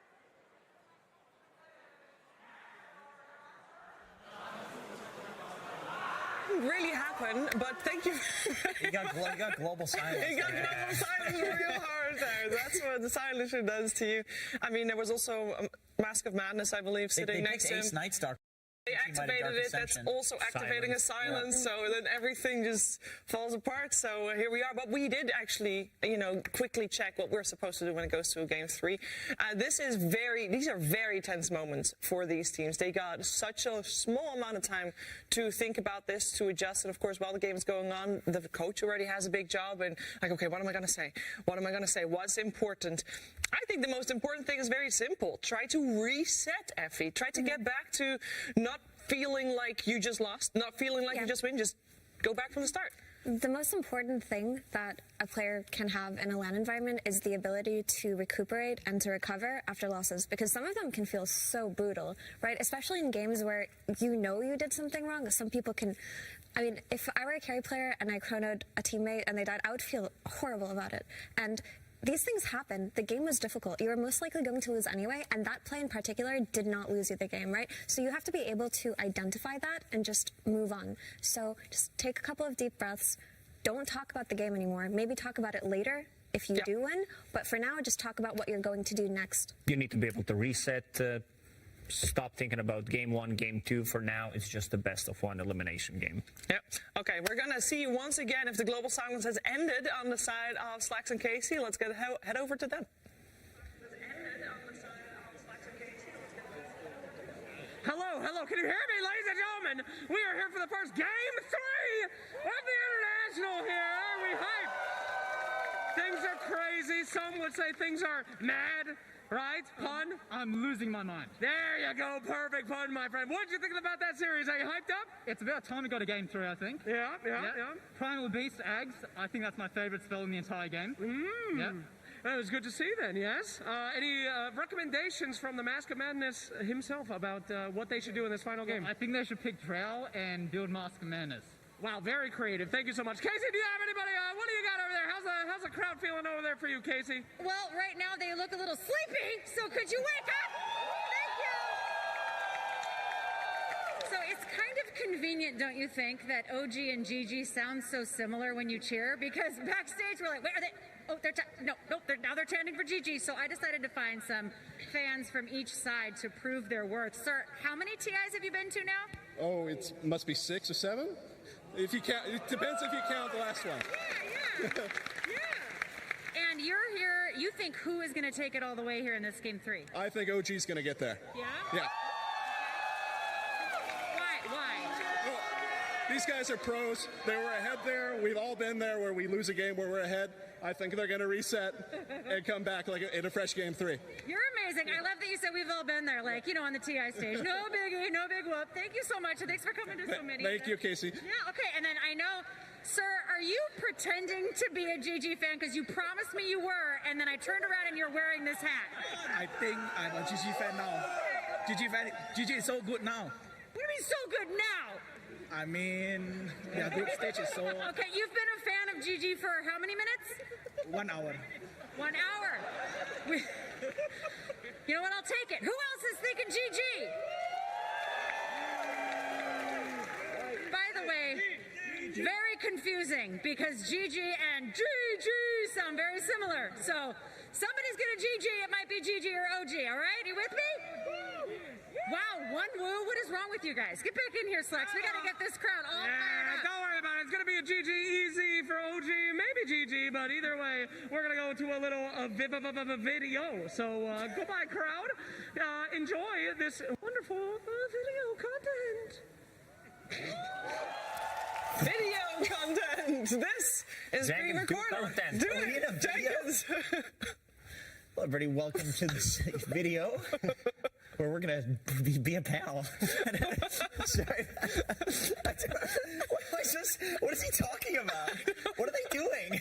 I don't even want to know, but what I do think is really cool, there's somebody who cards been to 6 TIs. That's impressive, Yeah, right get there. this guy on the panel. Get Jenkins out. We want to see this guy on the panel right now. He definitely has more info. Talking about Bulba? No, the guy. The guy that been to 6 Oh, that guy. Yeah. Oh, yeah, that guy. He went to the last one. That's cool. That is cool. This guy went to the last one as well. Yeah, It's he did. Misha. He was a coach for a different OG at that point, and now he's the position 5. Still a very important role to be able to get that team back to the 0 line and start from scratch here with the game and the third and deciding game here in the lower bracket. Extra important, extra pressure, but you got to focus on one thing only. It all starts with that draft. Should be upon us fairly soon. And when talking about that, when thinking about that, where do we start? Where do you go? Because Primal Beast, I think, is the first thing that I look at. Is like, okay, OG let it through once, let's ban it again. If they have first pick, I think they don't need to ban it. If they don't, I think this is how GG won the game. Like, it was Primal Beast plus the Storm Spirit. The rest of the team also played well, but Ace on this hero really made a difference. Yeah. I think that Gladiators maybe have identified that the way to beat OG is to probably just beat them at their own game, and that they're not going to play for this heavy 5-man group up, buying this Wraith Pact and this pipe. No, they're going to try to outscale them, not lose too much on their lanes, and just take it late, because OG are a team that like to farm up, right? They have this tri-core thing that they haven't changed since TI. Sometimes they will slow down after their lane dominance and just farm it up, buy some Midases. So if GG are going to play that game and try to outscale them, they honestly might have a shot to just make it to the next round. Like, they could actually win here. Yeah, I mean, if you think you can beat OG in team fights late game and you go, relatively even. There were points where either team was ahead, but in the grand scheme of things, fairly even. Why not just go late and outplay them? I do think the Primal Beast was a big factor there. There's a reason that teams are, first phase banning this hero. It is a little overpowered, and I think Ace played it phenomenally. Like, just the fact that, we saw in that game, like, the charge goes through cogs, and the charge in another game we saw goes through Spirit Breaker charge. It overrides everything because he's the new hero, and so that's like always how these heroes He's get a added to dinosaur. Dota. Of course he's going to override everything. Right, and it's the same thing with Marcy. She could throw people out of Chrono and Black Hole, which would be impossible because of the event horizon, of course, FE, and it's like, but that's the thing. They're new can't do heroes. that anymore. No, she can't anymore. They nerfed that finally. There's some things, but yeah, I think so. The hero's overtuned. I think that's something that the coach can say. Okay, we just made a mistake leaving that in. Let's just reset, ban that hero, play normal Dota, because that's not normal Dota with that hero. There also might be a re-emergence of Enigma in this game 3. I mean, it's the deciding game. This is a hero that both teams have won with before. It's one of the best heroes in the patch right now, and it's just been ignored for 2 whole games. So this could be the one where we see it come out in the first phase. Yeah, game 3 is definitely the time for that. That's like a clutch hero. You know what I want to see? I think this is the hero that I expected it to be picked way more, especially coming out from OG Arc Warden. I've been really impressed the way Uragi has been playing it. They did try it out one time. They lost the game. Maybe they lost the confidence. Maybe we don't have all the info. Maybe in the scrims they were also losing with the hero.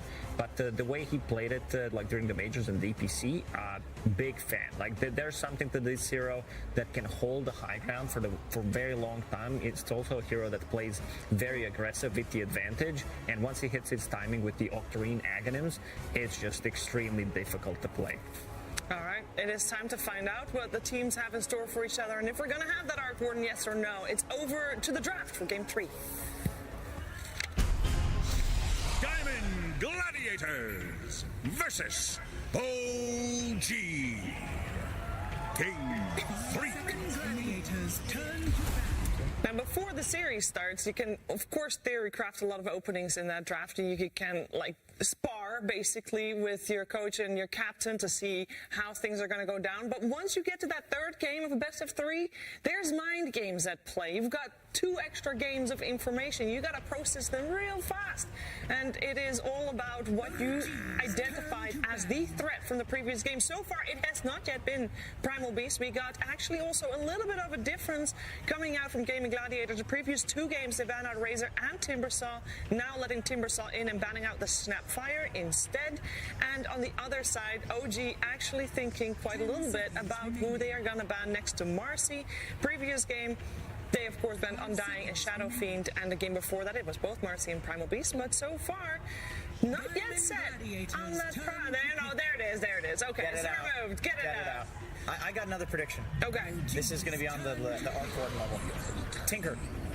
BZM Tinker. I could see that coming out. I feel like that hero is getting picked a lot in pubs with the recent buffs prior to TI. People were feeling it. It's just a specialist hero, and you need the right game for it, but I do think it's really overpowered in the right game for it. And game 3, elimination match, you might pull it out. I also think just BZM Invoker did so much for them that they could run it again here. It really did look effective, and it's going to fix any kind of scaling issues that they may have had in game 2, because Pangolier does not scale nearly as well as you would like him to for games that go to minute 45 onwards. Oh, this is some old school combo. Chikiro plus Nagasaran being able to execute. Yeah, it's easy to execute, but we still don't see something that happened in game number 1 where they picked this Nagasaran early on. Taiga played it in the end, but also did a bit of a confusion, even I would say, because Underlord was his last pick for Gladiators, and then OG counterpicked with the Monkey King. So they still got to be careful. It's a hero that was also played by Uragi before. He did extremely well. I think he might have also broken some records on the hero. But yeah, looking at the bans this time around, you did say that Timbersaw's still in the pool, and now this Snapfire ban makes sense because they were aiming for this Undying. Snapfire really good with Low Shredder to be able to take down Tombstone immediately. So they end up going for the Shadow Fiend again on Gladiators. It didn't work out well for them in the game 1. They lost to a Naga Siren support, they lost to a Monkey King and an Invoker. So I wonder if OG are just going to run back a potential draft. Yes, there is a key difference here in the Undying, but I do feel at this point of TI, at this point of the meta, teams have figured out the best way to play against Undying. It's not a hero that catches anyone off guard. And something that Janken said, it feels like teams did figure out how to play against Shadow Fiend. Because you did mention the Bloodseeker, there was also Monkey King that builds into Basher. Heroes Slardar. that, like, Slardar was extremely, because he doesn't buy Basher, but he's the one